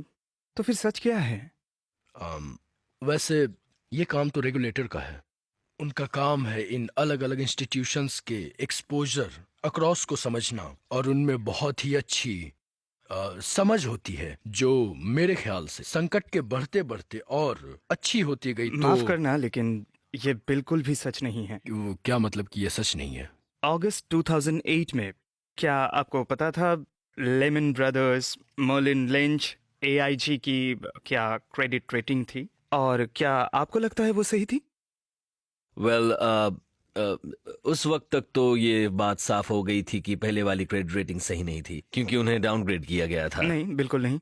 लेकिन इंडस्ट्री के मामले में कुछ डाउनग्रेडिंग तो हुई थी, और उनके स्टॉक प्राइसेस भी थोड़ा कुछ बहुत नहीं, उन सभी फर्म्स को कम से कम A2 रेटिंग दी गई थी उनके बचाए जाने से कुछ दिन पहले तक। तो देखिए, फिर मेरे पास इस इशू पर आपके सवाल का जवाब देने जितनी जानकारी नहीं है। गवर्नर फ्रेड मिश्किन रिजाइन कर रहे हैं अगस्त 31 को। उनका सोचना है वो कोलंबिया के ग्रेजुएट स्कूल ऑफ बिजनेस में अपनी टीचिंग पोस्ट पर लौट जाएं। आपने अगस्त 2008 में फेडरल रिजर्व क्यों छोड़ दिया, वो भी सबसे बड़े फाइनेंशियल क्राइसिस के बीच? हाँ, वो तो मुझे एक टेक्स्ट बुक पर काम करना था। उनके जाने से फेड बोर्ड की 7 में से 3 सीटें खाली रह गई है, ठीक उस वक्त जब इकोनॉमी को इसकी सबसे ज्यादा जरूरत है। मुझे यकीन है आपकी टेक्स्ट बुक जरूरी है और काफी पढ़ी जाती है। अगस्त 2008 में दुनिया में उससे भी ज्यादा जरूरी चीजें हो रही थी, आपको नहीं लगता? फ्राइडे 12 सितंबर तक लीमन ब्रदर्स के पास कैश खत्म हो गया था और पूरी इन्वेस्टमेंट बैंकिंग इंडस्ट्री तेजी से डूब रही थी। पूरे ग्लोबल फाइनेंशियल सिस्टम की स्थिरता खतरे में थी। उस वीकेंड पर हेनरी पॉल्सन और न्यूयॉर्क फेडरल रिजर्व के प्रेसिडेंट टिमोथी गेटनर ने सभी बड़े बैंक्स के CEO के साथ एक इमरजेंसी मीटिंग रखी, लीमन को बचाने की कोशिश में। पर लीमन अकेला नहीं था। मेरिल लिंच, एक और बड़ा इन्वेस्टमेंट बैंक, भी तबाह होने की कगार पर था, और उसी संडे पर उसे बैंक ऑफ अमेरिका ने हासिल कर लिया। इकलौता बैंक जिसे लीमन को खरीदने में दिलचस्पी थी वो था ब्रिटिश फर्म बार्कलेज, पर ब्रिटिश रेगुलेटर्स ने अमेरिकन गवर्नमेंट से एक फाइनेंशियल गारंटी की मांग की। पॉल्सन ने इनकार कर दिया। ना लीमन और ना ही फेडरल गवर्नमेंट ने बैंकरप्सी के लिए कोई तैयारी की थी। हम सब एक येलो टैक्सी में बैठे और सीधे फेडरल रिजर्व बैंक चले गए। वो चाहते थे कि बैंकरप्सी केस 14 सितंबर की आधी रात से पहले शुरू हो जाए। हम ये कहते रहे कि ये एक बहुत ही भयानक इवेंट होगा, और मैंने तो उसे आर्मागेडन भी कह डाला। क्या उन्होंने अपने दिए गए सुझाव के असर के बारे में जरा भी सोचा था? बाजार पर उसका असर बहुत बड़ा होने वाला था। आपने ये कहा? जी हाँ, उन्होंने बस इतना कहा कि उन्होंने हमारी कही हर बात पर गौर किया, और उनका अब भी यही मानना था कि मार्केट्स को शांत करने के लिए बहुत ही जरूरी था कि लीमन बैंकरप्सी जाहिर कर दे। मार्केट शांत करने के लिए? आपको पहली बार कब बताया गया लेमन बैंकरप्ट होने वाला है? होने के बाद। होने के बाद? Wow, okay. और आपको जब पता चला आपका रिएक्शन क्या था? बाप रे। पॉल्सन और बनानकी ने दूसरे गवर्नमेंट्स के साथ सलाह मशवरा नहीं किया था, और वो फॉरेन बैंकरप्सी लॉज के नतीजे नहीं समझ रहे थे। लंदन ने आज भी अपने ऑफिस को खाली करना जारी रखा। ब्रिटिश कानून के तहत लीमैन के लंदन ऑफिस को फौरन बंद कर देना पड़ा। सारे ट्रांजैक्शन ठप हो गए, और ऐसे तो हजारों ट्रांजैक्शंस थे। वो हेज फंड्स जिन्होंने अपने लंदन वाले लेमन में रखे थे, उन्हें रातों रात ये बुरी खबर मिली कि अब उन्हें वो एसेट्स वापस नहीं मिलेंगे। उधर क्या कर रहे हो? पूरे हब का एक पॉइंट फेल हो गया था, और उसका पूरे सिस्टम पर भयानक असर हुआ था। रफली $750 बिलियन के खराब लोन्स को मनी मार्केट फंड ने खारिज कर दिया, जिन्हें अब दिवालिया हुए लेमन ब्रदर्स ने इशू किया था। लीमैन के फेलियर की वजह से कमर्शियल पेपर मार्केट में भी गिरावट आई, जिस पर कई कंपनीज अपने ऑपरेटिंग खर्चों के लिए निर्भर करती थी, जैसे कि पेरोल। शायद उन्हें एम्प्लॉइज को निकालना पड़ेगा, वो पार्ट्स नहीं खरीद सकते। सारा बिजनेस जैसे ठप हो गया है। अचानक लोग कहने लगे हम किस पर भरोसा करें? अब ऐसा कुछ भी नहीं है जिस पर हम भरोसा कर सके। उसी हफ्ते AIG पर क्रेडिट डिफॉल्ट स्वैप्स होल्डर के $1300 करोड़ बकाया थे, और उसके पास पैसा नहीं था। AIG एक और हब था। अगर AIG बंद हो जाता तो शायद सभी कंपनीज को बंद हो जाना पड़ता। 17 सितंबर एआईजी को गवर्नमेंट ने अपने नियंत्रण में ले लिया और एक दिन बाद पॉल्सन और बेर्नानकी ने बैंकों को उबरने के लिए कांग्रेस से $70,000 करोड़ मांगे। हमें और भी सावधानी के साथ उन्होंने चेतावनी दी कि ऐसे ना करने पर एक भयानक फाइनेंशियल तबाही होगी। डरावना मंजर था, पूरा सिस्टम ठप पड़ गया था। फाइनेंशियल सिस्टम का हर हिस्सा, क्रेडिट सिस्टम का हर हिस्सा, कोई पैसा उधार नहीं ले सकता था। लग रहा था जैसे ग्लोबल फाइनेंशियल सिस्टम को दिल का दौरा पड़ गया था। मैं वह ठीक कर रहा हूँ जिसकी वजह मैं नहीं, मैं जिन मुसीबतों से निपट रहा हूँ वह उन चीजों का नतीजा है जो कई साल पहले की गई थी। सेक्रेटरी पॉल्सन अपनी बातें सामने रखते गए और यह सब होने की असली वजह बताते रहे और वो बहुत सारी थी। सच सामने लाए तो मुझे नहीं लगता आप कोई कि... मजाक नहीं कर रहे हैं, है ना? मैं मजाक नहीं कर रहा। आप चाहते क्या है? आपको मेरी किस बात से लगा ये मजाक है? वो सबसे आगे थे क्रेडिट डिफॉल्ट स्वैप्स पर रेगुलेशन लागू होने के रुकवाने में और साथ ही इन्वेस्टमेंट बैंक्स पर लगी लीवरेज लिमिट्स हटवाने में भी। हाँ, पर इसमें क्या? उन्होंने इन बातों का जिक्र किया था। मैंने तो कभी उन्हें ये बताते हुए नहीं सुना। हम इसे बंद कर सकते हैं थोड़ी देर के लिए? हेनरी पॉल्सन ने इस फिल्म के लिए इंटरव्यू देने से इनकार किया। जब एआईजी को जमानत देकर बचाया गया तो उसके क्रेडिट डिफॉल्ट स्वैप्स के ओनर्स, जिनमें सबसे आगे था गोल्डमैन सैक्स, उनको अगले दिन $6,100 करोड़ दे दिए गए। पॉल्सन, बेर्नानकी और टीम गाइटनर ने कम कीमतों पर बातचीत करने के वजह एआईजी को डॉलर पर 100 सेंट के भुगतान करने के लिए मजबूर किया। आखिरकार एआईजी बेल आउट से टैक्स पेयर्स को $15,000 करोड़ से ज्यादा का नुकसान हुआ। $16,000 करोड़ एआईजी के जरिए गए, $1,400 करोड़ गोल्डमैन सैक्स के पास गए। उसी दौरान पॉल्सन और गाइटनर ने एआईजी को गोल्डमैन और दूसरे बैंकों पर धोखाधड़ी के लिए मुकदमा करने का अपना अधिकार छोड़ देने पर मजबूर किया। किसी को ये अजीब नहीं लगा कि जो शख्स इस संकट से निपटने का इंचार्ज था वो गोल्डमैन सैक्स का पुराना सीईओ था, वो जिसका ये संकट लाने में बड़ा हाथ था? मेरे ख्याल से यह कहना सही होगा कि आजकल के फाइनेंशियल मार्केट बहुत ही कॉम्प्लिकेटेड है। उन्हें अर्जेंटली पैसों की जरूरत थी। 4 अक्टूबर 2008 को प्रेसिडेंट बुश ने एक $70,000 करोड़ का बेल आउट बिल पर हस्ताक्षर किए, पर दुनिया के स्टॉक मार्केट्स में गिरावट जारी रही। साथ ही अब ग्लोबल रिसेशन के आने का डर भी था। बेल आउट कानून से ले ऑफ्स और फोरक्लोजर्स की लहर को रोकने में कोई मदद नहीं मिली थी। अमेरिका और यूरोप में बेरोजगारी का दर तेजी से 10% तक बढ़ गया। रिसेशन बढ़ता गया और पूरी दुनिया में फैलने लगा। मुझे बहुत डर लगने लगा था क्योंकि मैंने कभी सोचा नहीं था कि पूरी दुनिया पर मुसीबत आएगी, वह भी एक साथ एक वक्त पर। दिसंबर 2008 तक जनरल मोटर्स और क्राइसलर बैंक्रप्सी का सामना कर रहे थे और जैसे जैसे अमेरिकन कंज्यूमर ने अपने खर्चे कम किए, चाइनीज मैन्युफैक्चरर्स की सेल्स में गिरावट आई। चाइना में 1 करोड़ से ज्यादा माइग्रेंट वर्कर्स को अपनी नौकरी से हाथ धोना पड़ा। हमेशा की तरह सबसे बड़ी कीमत गरीब लोगों ने ही चुकाई।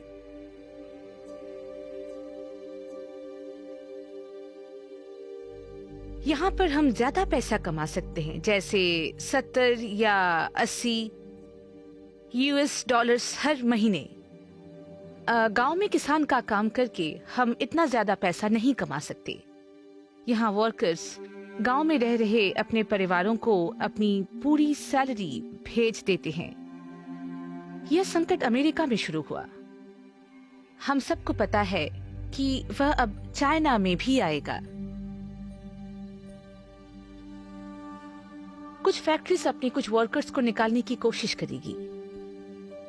कुछ लोग गरीब हो जाएंगे क्योंकि उनकी नौकरी छीन ली जाएगी। उनकी जिंदगी और मुश्किल हो जाएगी।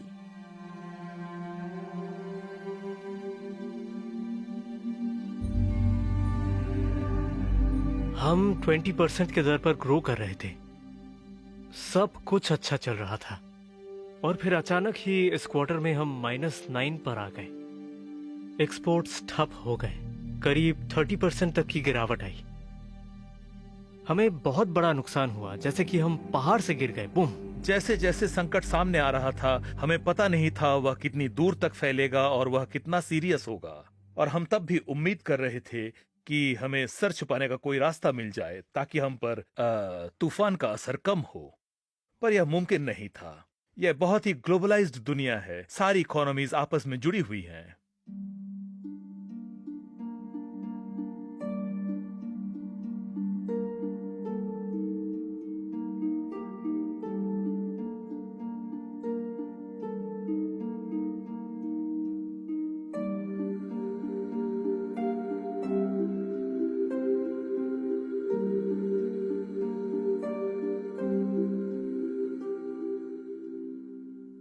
दो 2010 की शुरुआत में यूनाइटेड स्टेट्स में फोरक्लोजर की संख्या 7 लाख तक पहुंच गई।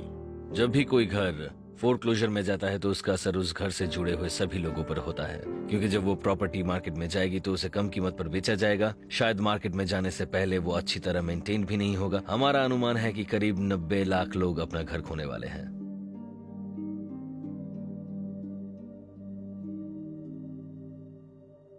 एक वीकेंड पर हम अपने लिए सेल पर लगे हुए घर देखने गए। हमें घर अच्छा लगा। उसकी पेमेंट होने वाली थी $3,200। कोलंबर रैमोस और उनकी पति इंग्लिश नहीं बोलते। उनके मॉर्गेज ब्रोकर ने उनको धोखा दिया था, जिसे एक प्रेडेटरी लेंडर ने पैसे दिए थे। सब कुछ बहुत अच्छा था। घर बहुत ही सुंदर था। पेमेंट भी कम थी। लगा जैसे हमने लॉटरी जीत ली हो, पर सच्चाई तो पहली पेमेंट के आने पर ही सामने आई।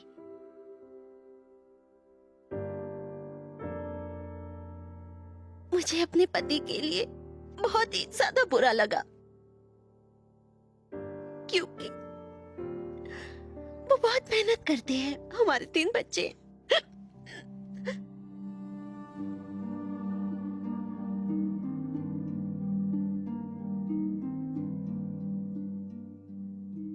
हाल ही में मैं सबसे ज्यादा उन लोगों से मिला हूँ जिन पर इकोनॉमी का सबसे बुरा असर हुआ है। वो एक एक दिन पेचेक टू पेचेक जी रहे थे और बदकिस्मती से वो बंद हो गया। और बेरोजगारी से घर का मॉर्गेज नहीं भर सकते, उससे कार का बिल भी नहीं भर सकते। मैं एक लॉग ट्रक ड्राइवर था और उन्होंने वहाँ के सारे लॉगिंग सिस्टम्स बंद कर दिए। सारे सॉमिल्स बंद हो गए। इसलिए मैं यहाँ एक कंस्ट्रक्शन जॉब के लिए आ गया और सारे कंस्ट्रक्शन जॉब्स भी बंद हो गए, तो बहुत मुश्किल हो रही थी। यहाँ मुझ जैसे कई लोग हैं। बहुत ही जल्द ऐसे और भी कैंप्स दिखने लगेंगे, क्योंकि अब कहीं नौकरियां ही नहीं है। Part 4 accountability. जब कंपनी अच्छा कर रही थी, हम अच्छा कर रहे थे। जब कंपनी अच्छा नहीं कर रही थी सर, हम अच्छा नहीं कर रहे थे। वो लोग जिन्होंने अपनी कंपनीज को तबाह करवा के पूरी दुनिया को इस संकट में ढकेला था, वो इस तबाही से अपनी दौलत बरकरार रखते हुए बचकर निकल गए। लीमन ब्रदर्स के टॉप 5 एग्जीक्यूटिव्स ने 2000 और 2007 के बीच $100 करोड़ से ज्यादा कमाए थे, और जब उनकी फार्म बैंकरप्ट हुई तो उन्हें वो सारे पैसे लौटाने नहीं पड़े।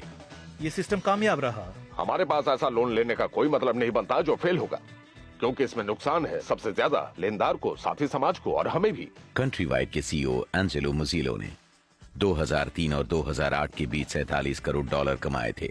उसमें से $14 करोड़ उन्होंने कंपनी के डूबने से पहले के 12 महीने में अपने कंट्रीवाइड के स्टॉक्स बेचकर कमाए थे। मैं तो बिजनेस फेल होने का जिम्मेदार बोर्ड को ही मानता हूँ, क्योंकि उसकी ही जिम्मेदारी है सीईओ को चुनना और निकालना और कंपनी के हित में फैसले लेना। अमेरिका में बोर्ड कंपोजिशन की प्रॉब्लम है बोर्ड के चुने जाने का तरीका। कई मामलों में तो पूरे बोर्ड का चुनाव सीईओ ही करता है। बोर्ड ऑफ डायरेक्टर्स और कंपनसेशन कमिटीज ये दोनों मिलकर ये तय करते हैं कि किस एग्जीक्यूटिव को कितना और कैसा पे पैकेज मिलना चाहिए। आपके हिसाब से पिछले 10 साल में उन्होंने कैसा काम किया है? वेल, मेरे ख्याल से अगर देखने जाओ तो मैं उन्हें बी दूंगा। बी देंगे? हाँ, बी। एफ नहीं? नहीं, एफ नहीं, एफ नहीं।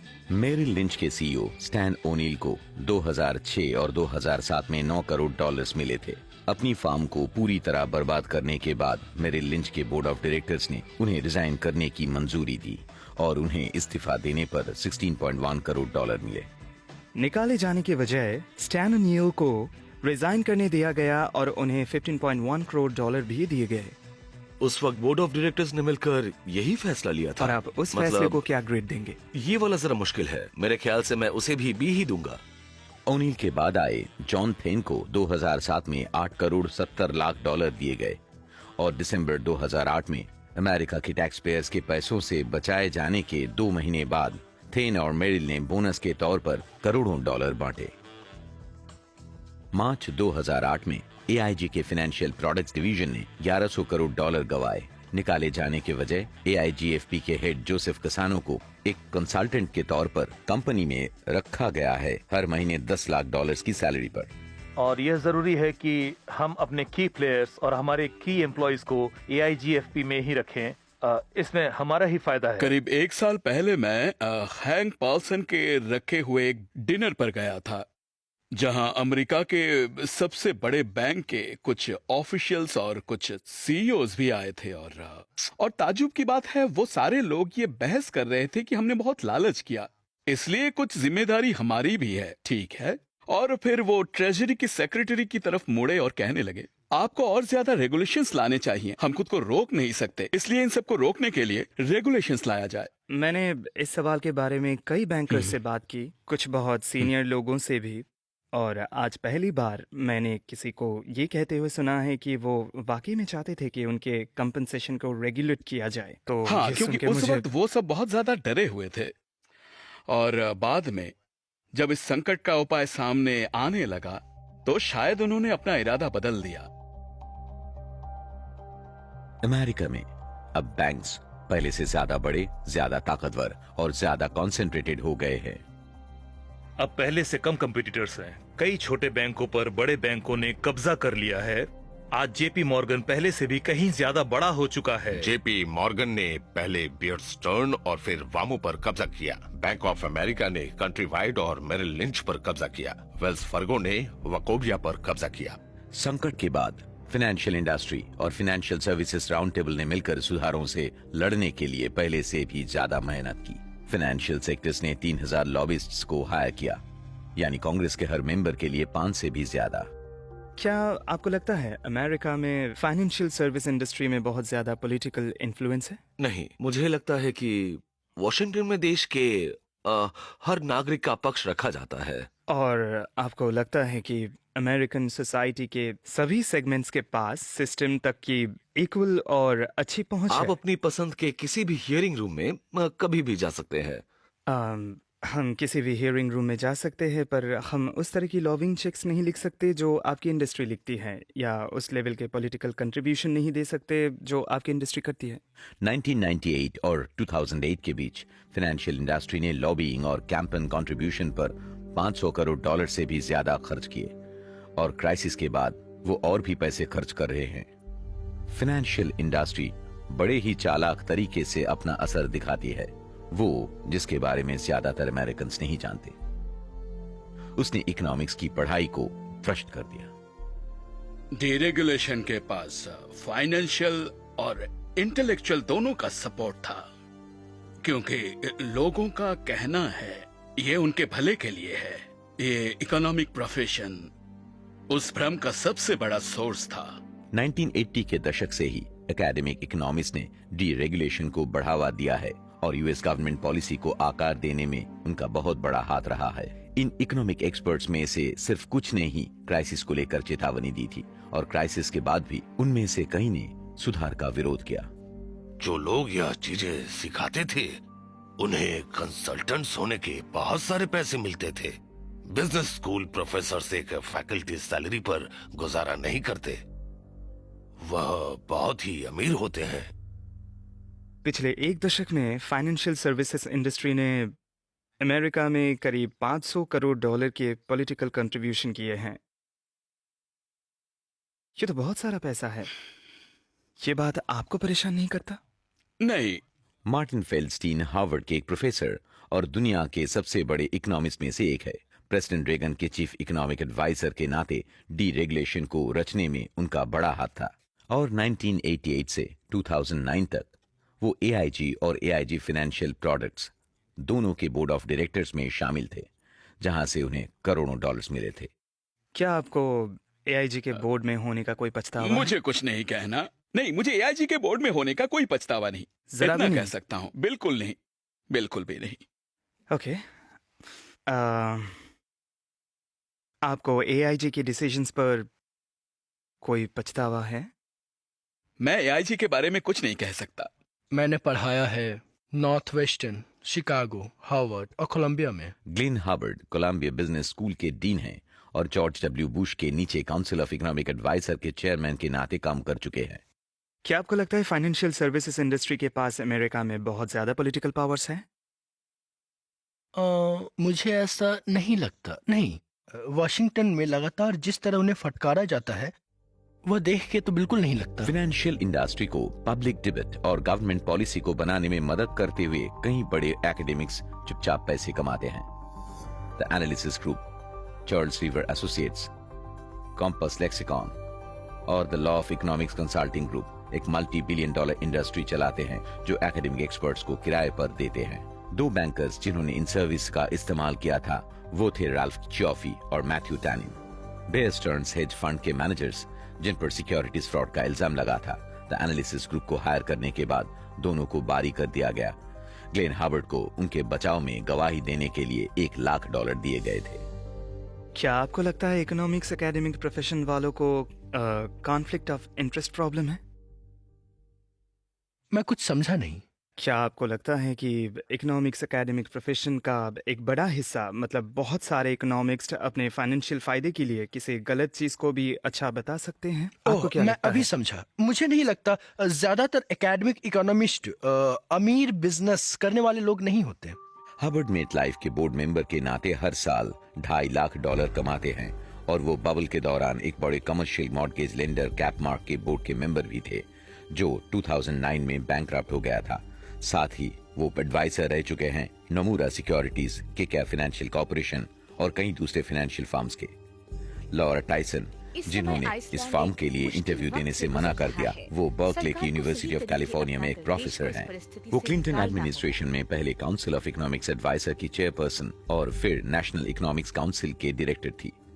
गवर्नमेंट को छोड़ने के कुछ वक्त बाद वो मॉर्गन स्टैनली के बोर्ड में शामिल हो गई, जहां उन्हें एक साल के $3.5 लाख मिलते हैं।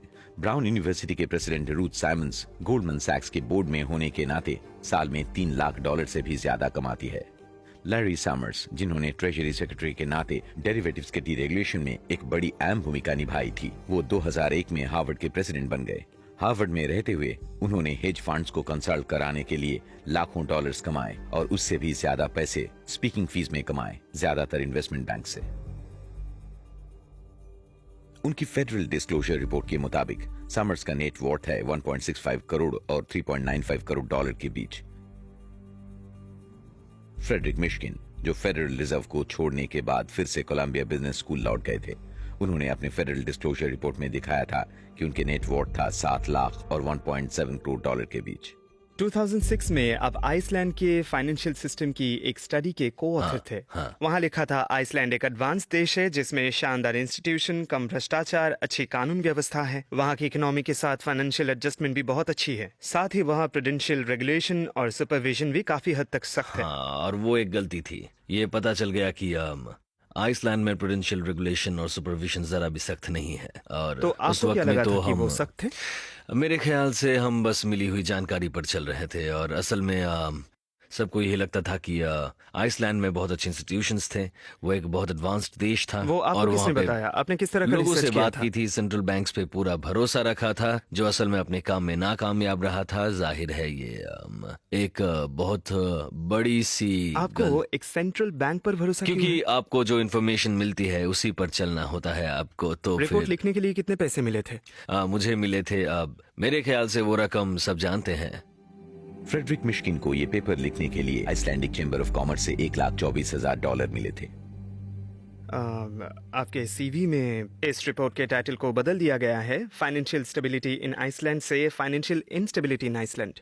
देखिए वो मुझे नहीं पता, वो तो बस एक टाइपो है और कुछ नहीं है। पब्लिक में यह बात लाना जरूरी है कि जब भी कोई किसी टॉपिक पर रिसर्च करे तो वह यह बताए कि उनको उस रिसर्च के लिए पैसे दिए गए हैं या नहीं दिए गए। पर अगर मुझे याद है तो इस बारे में कोई पॉलिसी है ही नहीं। मैं सोच भी नहीं सकता कोई ऐसा नहीं करेगा। यह बात तो पेपर में होनी ही चाहिए और ऐसा ना करने पर कोई सजा जरूर मिलनी चाहिए। मुझे आपकी स्टडी में कहीं पर भी ये नहीं दिखा कि आपने बताया है कि आपको इसे लिखने के लिए आइसलैंडिक चैम्बर ऑफ कॉमर्स से पैसे मिले थे। नहीं, बिल्कुल नहीं। ठीक है। रिचर्ड पोर्टस जो ब्रिटेन के सबसे मशहूर इकोनॉमिस्ट और लंदन बिजनेस स्कूल के प्रोफेसर थे, उन्हें भी 2007 में आइसलैंडिक चैम्बर ऑफ कॉमर्स ने आइसलैंडिक फाइनेंशियल सेक्टर की तारीफ करने वाली एक रिपोर्ट लिखाने का काम दिया था। सारे बैंक्स पूरी तरह कैश पर चलते हैं। उन्होंने तो आइसलैंडिक क्रोना की कीमत गिरने से पैसे कमाए हैं। यह मजबूत बैंक्स हैं। आने वाले साल के लिए उनकी मार्केट फंडिंग पक्की है। यह बैंक्स अच्छी तरह चल रहे हैं। Richard, thank you so much. Mishkin की तरह पोर्टिस की रिपोर्ट में भी उन्हें आइसलैंडिक चैम्बर ऑफ कॉमर्स से मिलने वाली पेमेंट का कोई जिक्र नहीं था। क्या हार्वर्ड के पब्लिकेशंस में उनके लिए मिले हुए पैसों का जिक्र करना जरूरी है? मुझे तो नहीं लगता। क्या यहाँ पर लोगों को बताना पड़ता है कि उन्हें बाहर की एक्टिविटीज से कितने पैसे मिले हैं? नहीं। आपको नहीं लगता ये एक प्रॉब्लम है?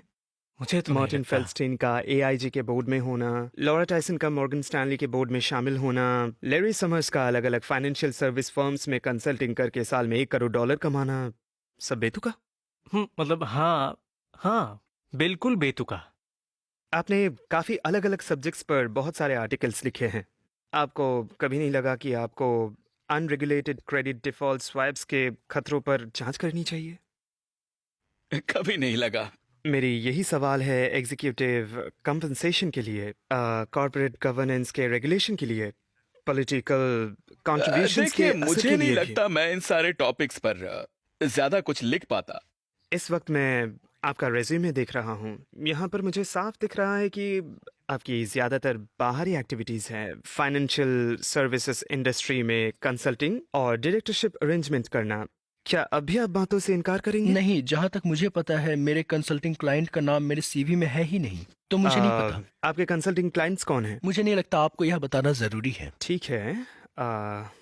एक्चुअली आपके पास कुछ ही मिनट है और यह इंटरव्यू खत्म हो जाएगी।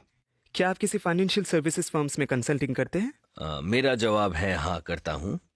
और? पर मुझे उसके बारे में कोई बात नहीं करनी है, बस यही। उनमें दूसरे फाइनेंशियल सर्विसेज फर्म्स भी शामिल हैं? हो सकता है। आपको याद नहीं? मैं कोई बयान नहीं दे रहा हूँ सर। मैंने आपको वक्त देकर गलती कर दी, बहुत बड़ी। अब मैं समझा। आपके पास 3 मिनट है, जो पूछना है पूछ लो। 2004 में जब बबल उसके चरम सीमा पर था, ग्लेन हार्वर्ड ने गोल्डमैन सैक के चीफ इकोनॉमिस्ट विलियम C. डुडले के साथ मिलकर एक पेपर लिखा था। उस पेपर में हार्वर्ड ने क्रेडिट डेरिवेटिव्स और सिक्योरिटाइजेशन चेन की तारीफ की थी, ये कहकर कि अब सोच समझकर पैसों का बंटवारा हो रहा है और उनमें स्थिरता आ रही है। उन्होंने इकोनॉमी में स्थिरता होने का हवाला दिया और कहा कि अब पहले से कम रिसेशन हो रहा है, वो भी हल्के फुल्के। क्रेडिट डेरिवेटिव्स बैंक को नुकसान से बचा रहे थे और खतरा बांटने में मदद कर रहे थे। मान लीजिए मेडिकल रिसर्चर एक आर्टिकल में लिखता है आपको ये बीमारी ठीक करने के लिए ये दवाई प्रेस्क्राइब करनी चाहिए। फिर पता चलता है कि उस डॉक्टर की 80% निजी आमदनी उसी दवाई के मैन्युफैक्चरर से आती है। ये बात आपको परेशान नहीं करती?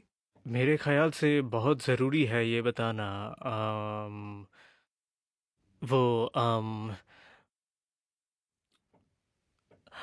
मेरे ख्याल से उन केसेस से थोड़ा अलग है जिनकी हम यहाँ बात कर रहे थे, क्योंकि हम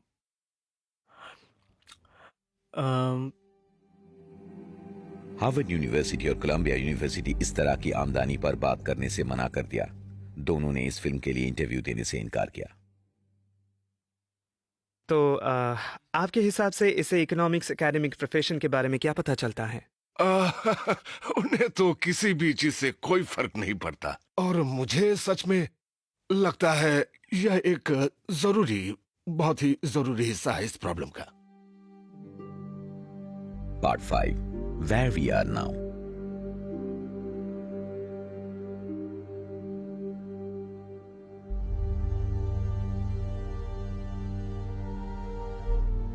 यूएस फाइनेंशियल सेक्टर की बढ़ती ताकत अमेरिका में हो रहे बड़े बदलाव का हिस्सा थी। 1980 के दशक के बाद से यूनाइटेड स्टेट्स एक ज्यादा असमान समाज बन गया है और इसके इकोनॉमिक डोमिनेंस में गिरावट आई है। Companies like general Motors, Chrysler और यूएस स्टील जैसी कंपनीज जो पहले यूएस इकोनॉमी की जान थी, ठीक से संभाले ना जाने की वजह से अपने फॉरेन कॉम्पिटिटर से पीछे जा रही थी। और जैसे ही चाइना जैसी देशों ने अपनी व्यापार करना शुरू किया, अमेरिकन कंपनीज ने पैसे बचाने के लिए अपना काम ओवरसीज भेजना शुरू कर दिया। कई सालों तक डेवलप्ड दुनिया के 66 करोड़ लोग अच्छी तरह से बचे हुए थे पूरी दुनिया में मौजूद इस एडिशनल लेबर से। फिर अचानक देशों की इकोनॉमिक और मिलिट्री पाबंदियां हटा दी गईं और अब सामने थे 20,500 करोड़ एडिशनल लोग। अमेरिकन फैक्ट्री वर्कर्स हजारों की तादाद में काम से निकाला गया। बस कुछ ही सालों में हमारा मैन्युफैक्चरिंग बेस पूरी तरह से तबाह हो गया। जैसे जैसे मैन्युफैक्चरिंग में गिरावट आई, बाकी इंडस्ट्रीज में इजाफा हुआ। यूनाइटेड स्टेट्स इंफॉर्मेशन टेक्नोलॉजी के मामले में दुनिया में सबसे आगे है, जहां ज्यादा तनख्वाह वाली नौकरी आसानी से मिल जाती है, पर इस नौकरियों में जरूरत होती है एक एजुकेशन की, और एक आम अमेरिकन के लिए कॉलेज की पढ़ाई पहुंच की बाहर होती जा रही है। एक तरफ जहां हार्वर्ड जैसे टॉप प्राइवेट यूनिवर्सिटीज के पास करोड़ों डॉलर है, पब्लिक यूनिवर्सिटीज के लिए आने वाली फंडिंग घट रही है और फीस बढ़ती जा रही है। कैलिफोर्निया की पब्लिक यूनिवर्सिटीज की फीस जो 1970 के दशक में $650 थी, वो 2010 में बढ़कर $10,000 से भी ज्यादा हो गई। साथ ही अमेरिकन कॉलेज जाएंगी या नहीं, इसका फैसला सिर्फ इस बात से हो सकता है कि वो कॉलेज की फीस भर सकता है या नहीं। दूसरी तरफ अमेरिकन टैक्स पॉलिसी अमीरों की हक में चली गई। जब मैं पहली बार ऑफिस आया तब मुझे लगा टैक्सेस बहुत ज्यादा हैं। सबसे बड़ा बदलाव था ग्लेन हार्वर्ड द्वारा डिजाइन किया गया टैक्स कट्स, जो उस वक्त प्रेसिडेंट बुश के चीफ इकोनॉमिस्ट एडवाइजर का काम कर रहे थे। बुश एडमिनिस्ट्रेशन ढेर सारे टैक्सेस घटा दिए, जिसमें था इन्वेस्टमेंट गेन्स, स्टॉक डिविडेंड्स और एस्टेट टैक्स, पूरी तरह खत्म कर दिया। हमारे पास एक कॉम्प्रिहेंसिव प्लान था जिस पे अमल करके करीब $1,10,000 रख दिए गए हैं अमेरिकन वर्कर्स, फैमिलीज, इन्वेस्टर्स और छोटे बिजनेस ओनर्स के हाथों में। इन टैक्स कट्स का ज्यादातर फायदा सबसे अमीर 1% अमेरिकन को मिला। और सच कहूं तो कई तरह से यह तो बस एक शुरुआत है हमारी इकोनॉमिक रिकवरी पॉलिसी की। यूनाइटेड स्टेट्स में दौलत की असमानता किसी भी दूसरे विकसित देश के मुकाबले अब ज्यादा हो गई है। अमेरिकन परिवारों ने इन बदलावों का सामना दो तरीकों से किया, ज्यादा घंटे काम करके और खुद को कर्जों में डुबाकर।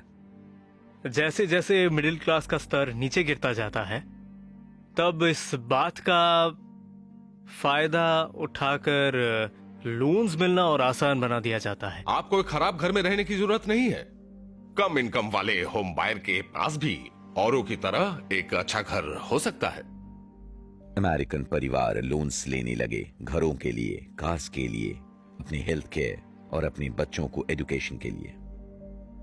1980 और 2007 के बीच नीचे के 90% लोगों के हाथ से सब चला गया और सारे फायदे टॉप के 1% के पास गए। इतिहास में पहली बार आम अमेरिकन के पास अपने पेरेंट्स के मुकाबले कम एजुकेशन और उससे भी कम दौलत थी। ग्रेट डिप्रेशन के बाद से वॉल स्ट्रीट और वॉशिंगटन में लालच और गैर जिम्मेदारी के इस दौर ने आज हमें इतने बड़े फाइनेंशियल क्राइसिस के बीच लाकर खड़ा कर दिया है। 2008 की इलेक्शन से ठीक पहले जब फाइनेंशियल क्राइसिस शुरू हुआ, तब बाराक ओबामा ने वॉल स्ट्रीट के लालच और रेगुलेटरी फेलियर्स की ओर इशारा करके अमेरिका में बदलाव लाने की अपनी बात आगे रखी। वॉशिंगटन और वॉल स्ट्रीट वालों की लापरवाही की वजह से आज हम इस मुसीबत में फंसे हैं। चुने जाने के बाद ओबामा ने फाइनेंशियल इंडस्ट्री में सुधार लाने की बात कही। हमें चाहिए सिस्टमैटिक रिस्क रेगुलेटर, बढ़े हुए कैपिटल रिक्वायरमेंट्स, हमें जरूरत है एक कंज्यूमर फाइनेंशियल प्रोटेक्शन एजेंसी। हमें वॉल स्ट्रीट के कल्चर को बदलना होगा। पर जब 2010 के बीच में जब इस पर अमल किया गया, तो एडमिनिस्ट्रेशन के फाइनेंशियल रिफॉर्म्स कमजोर निकला और कुछ जरूरी मामलों में, जैसे कि रेटिंग एजेंसीज, लॉबिंग और कॉम्पेंसेशन के बारे में, तो कोई खास उपाय निकाले भी नहीं गए। ओबामा और उनके रेगुलेटरी रिफॉर्म को लेकर मेरा रिस्पॉन्स अगर एक शब्द में कहना हो तो वह है हाँ। रिफॉर्म जैसा कुछ है ही नहीं। और वो कैसे? यह एक वॉल स्ट्रीट गवर्नमेंट है। ओबामा ने ट्रेजरी सेक्रेटरी के नाते टिमोथी गाइथनर को चुना। संकट के दौरान गाइथनर न्यूयॉर्क फेडरल रिजर्व के प्रेसिडेंट थे और वो गोल्डमैन सैक्स को मॉर्टगेजेस के खिलाफ की गई उनकी बेटिंग के लिए $1 पर 100 सेंट के हिसाब से मुआवजा देने की फैसला लेने वालों में से एक थे। जब टिम गाइथनर अपने ट्रेजरी सेक्रेटरी होने के बारे में बता रहे थे, तब उन्होंने कहा कि मैं भी एक रेगुलेटर रहा हूँ। ये सुनकर मैं जान गया कि उन्होंने न्यूयॉर्क फेड के प्रेसिडेंट के अपने काम को भी समझा नहीं था। टिमोथी गाइथनर ने इस फिल्म के लिए इंटरव्यू देने से इनकार किया। न्यूयॉर्क फेड के नया प्रेसिडेंट है विलियम सी डडली, गोल्डमैन सैक्स के पूर्व चीफ इकोनॉमिस्ट, जिनके ग्लेन हुबर्ट के साथ लिखे पेपर में डेरिवेटिव्स की तारीफ की गई थी। गाइथनर के चीफ ऑफ स्टाफ है मार्क पैटिनसन, जो गोल्डमैन के एक पूर्व लॉबिस्ट थे, और सीनियर एडवाइजर्स में से एक है लिविस सैक्स, जो ट्राइकैडिया पर नजर रखते थे। वो कंपनी जो पूरी तरह अपनी ही बेची हुई मॉर्गेजेस सिक्योरिटीज के खिलाफ दाव लगाने में लगी थी। कमोडिटी फ्यूचर्स ट्रेडिंग कमीशन को चलाने के लिए ओबामा ने चुना गैरी गेंसलर को, एक पूर्व गोल्डमैन सैक्स एग्जीक्यूटिव जिसने डेरिवेटिव्स पर से रेगुलेशन हटाने में मदद की थी। सिक्योरिटीज एंड एक्सचेंज कमीशन को चलाने के लिए ओबामा ने चुना मैरी स्कैर्पियो को, जो इन्वेस्टमेंट बैंकिंग इंडस्ट्रीज के सेल्फ रेगुलेशन बॉडी फिनरा की पूर्व सीईओ थी। ओबामा के chief of staff Rahm Emanuel ने फ्रेडी मैक के बोर्ड में काम करके $3,20,000 कमाए थे। दोनों मार्टिन फेल्स्टीन और लॉरा टाइसन ओबामा के इकोनॉमिक रिकवरी एडवाइजर बोर्ड के मेंबर हैं काम करना होगा। और ओबामा के चीफ इकोनॉमिक एडवाइजर है लैरी समर्स। देश के हित में सबसे सीनियर इकोनॉमिक एडवाइजर्स वही सारे लोग थे जो तब वहां थे जिन्होंने स्ट्रक्चर बनाया था। जब ये साफ हो गया कि समर्स और गैथनर सबसे पहले एडवाइजर का काम करने वाले हैं, तो मैं समझ गया था कि अब कुछ नहीं होने वाला। ओबामा एडमिनिस्ट्रेशन ने बैंक कॉम्पेंसेशन को रेगुलेट करने का विरोध किया, जबकि फॉरेन लीडर्स एक्शन ले रहे थे। मेरे ख्याल से फाइनेंशियल इंडस्ट्री एक सर्विस इंडस्ट्री है। उसे खुद को सर्व करने से पहले दूसरों को सर्व करना है। सितंबर 2009 में क्रिस्टीन लेगार्ड और उनके साथ Sweden, Netherlands, Luxembourg, Italy, Spain और जर्मनी के फाइनेंस मिनिस्टर्स ने G20 नेशंस को साथ बुलाया, जिसमें यूनाइटेड स्टेट्स का नाम भी था, ताकि बैंक कॉम्पेंसेशन पर सख्त रेगुलेशंस लागू किया जा सके। और जुलाई 2010 में यूरोपियन पार्लियामेंट ने उन रेगुलेशंस को लागू कर दिया। ओबामा एडमिनिस्ट्रेशन ने कोई रिस्पॉन्स नहीं दिया। उनका मानना है कि ये एक टेम्पररी रुकावट है, सब कुछ पहले जैसा हो जाएगा। और इसीलिए मैं इन्हें फेडरल रिजर्व के चेयरमैन के नाते फिर से अपॉइंट कर रहा हूं। Thank you so much. 2009 में बराक ओबामा ने फिर से बेन बर्नांके को चुना। Thank you mister president. 2010 के बीच तक एक भी सीनियर फाइनेंशियल एग्जीक्यूटिव के खिलाफ ना मुकदमा दर्ज किया गया, ना ही कोई गिरफ्तारी हुई। कोई स्पेशल प्रोसिक्यूटर नियुक्त नहीं किया गया। एक भी फाइनेंशियल फर्म के खिलाफ सिक्योरिटीज फ्रॉड या अकाउंटिंग फ्रॉड का मामला दर्ज नहीं किया गया है। ओबामा एडमिनिस्ट्रेशन बबल के दौरान फाइनेंशियल एग्जीक्यूटिव्स को दिए गए कॉम्पेंसेशन को वापस हासिल करने की कोई कोशिश नहीं की है। मैं उनकी जगह होता तो जरूर क्रिमिनल एक्शन लेता कंट्री वाइड के कुछ टॉप लीडर्स के खिलाफ, जैसे कि मोजिलो। मैं सामने ले आता बियर स्टर्न्स, गोल्डमैन सैक्स और लेमन ब्रदर्स और मेरिल लिंच। उन पर मुकदमा कर देते? हाँ, इसे उन्हें जानने के जीतना बाद बहुत ही मुश्किल होता, सच है। पर मुझे अच्छा। लगता है वह यह कर सकते हैं अगर उन्हें अंदर के सच बताने वाले गवाह मिल जाएं। एक ऐसे बिजनेस में जहां ड्रग्स का सेवन, प्रोस्टिट्यूशन और प्रोस्टिट्यूट्स के पास जाने को एक बिजनेस एक्सपेंस बताना बड़े पैमाने पर होता है, वहां लोगों का मुंह खुलवाना मुश्किल नहीं होगा अगर वो सच जानना चाहे तो। उन्होंने मेरे सामने एक डील रखी और मैंने वो ले ली। उन्हें मेरे किसी रिकॉर्ड में कोई दिलचस्पी नहीं थी, उन्हें किसी में भी दिलचस्पी नहीं थी। उन्हें आपके रिकॉर्ड्स में इंटरेस्ट नहीं थी? ये सच है, सही कहा। एक सेंसिबिलिटी होती है जिसमें आप लोगों का मुंह खुलवाने के लिए उनकी निजी बुरी आदतों का इस्तेमाल नहीं करते, खासकर जब वॉल स्ट्रीट के मामलों की बात हो। मेरे ख्याल से हम जिन मुसीबतों से गुजरे हैं उसके बाद शायद लोग इस बात पर गौर करें। इस वक्त मैं इस पर जजमेंट देने वाला कोई नहीं होता हूं। फेडरल प्रोसिक्यूटर्स ने तो बड़ी खुशी से एलियट स्पिट्जर की निजी बुरी आदतों का इस्तेमाल किया था, उन्हें 2008 में रिजाइन करने पर मजबूर करने के लिए। अब तक उन्होंने वॉल स्ट्रीट के मामले में इतनी लगान नहीं दिखाई है। आज आप हमारे पास आकर कह रहे हैं माफ कर दीजिए, हमने जानबूझकर नहीं किया, हम ऐसा फिर नहीं करेंगे, भरोसा रखो। वैसे मेरी कॉन्स्टिट्यूंसी में कुछ लोग हैं जिन्होंने आपके बैंक से चोरी की थी और वह भी यही कह रहे हैं। अरे कृपया हमें माफ कर दें, अब हम ऐसा नहीं करेंगे। 2009 में एक तरफ जहां बेरोजगारी का स्तर 17 साल में सबसे ऊंचा था, वहीं मॉर्गन स्टैनली ने अपने एम्प्लॉइज को $1400 करोड़ से भी ज्यादा दिए और गोल्डमैन सैक्स ने $1600 करोड़ से ज्यादा का भुगतान किया। 2010 में बोनस और भी ज्यादा थे। एक फाइनेंशियल इंजीनियर को एक असली इंजीनियर के मुकाबले 4 से लेकर 100 गुना ज्यादा तनख्वाह क्यों मिलनी चाहिए? एक असली इंजीनियर ब्रिज बनाता है और एक फाइनेंशियल इंजीनियर सपने बनाता है, और जब वो सपने टूट जाते हैं तब लोग उसकी भरपाई करते हैं। दशकों तक अमेरिकन फाइनेंशियल सिस्टम स्थिर और सुरक्षित था, पर फिर कुछ बदल गया। फाइनेंशियल इंडस्ट्री ने समाज से मुंह मोड़ लिया, हमारे पॉलिटिकल सिस्टम को गंदा किया और पूरी दुनिया की इकोनॉमी को मुसीबत में डाल दिया। एक बड़ी कीमत चुकाकर हमने तबाही को रोका है और हम ठीक हो रहे हैं। पर वो लोग और इंस्टीट्यूशन जिनकी वजह से संकट आया था वो अब भी सत्ता में हैं और इसे बदलने की जरूरत है। और वो जो कर रहे हैं वो हमारे समाज के लिए बहुत ज्यादा कॉम्प्लिकेटेड है। वो हमसे कहेंगे ऐसा फिर नहीं होगा। वह सुधार लाने के खिलाफ करोड़ों खर्च करेंगे। ये आसान नहीं होगा, पर कुछ चीजें लड़ने के काबिल होती है।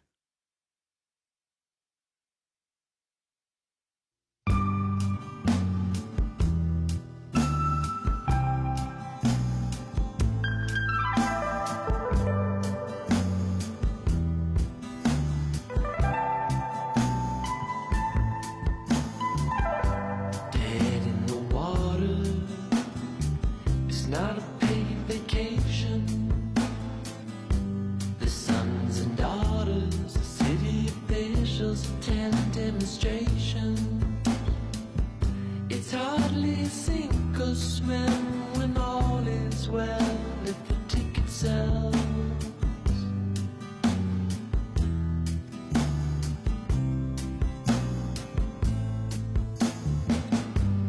Out with the whimper, it's not blaze of glory.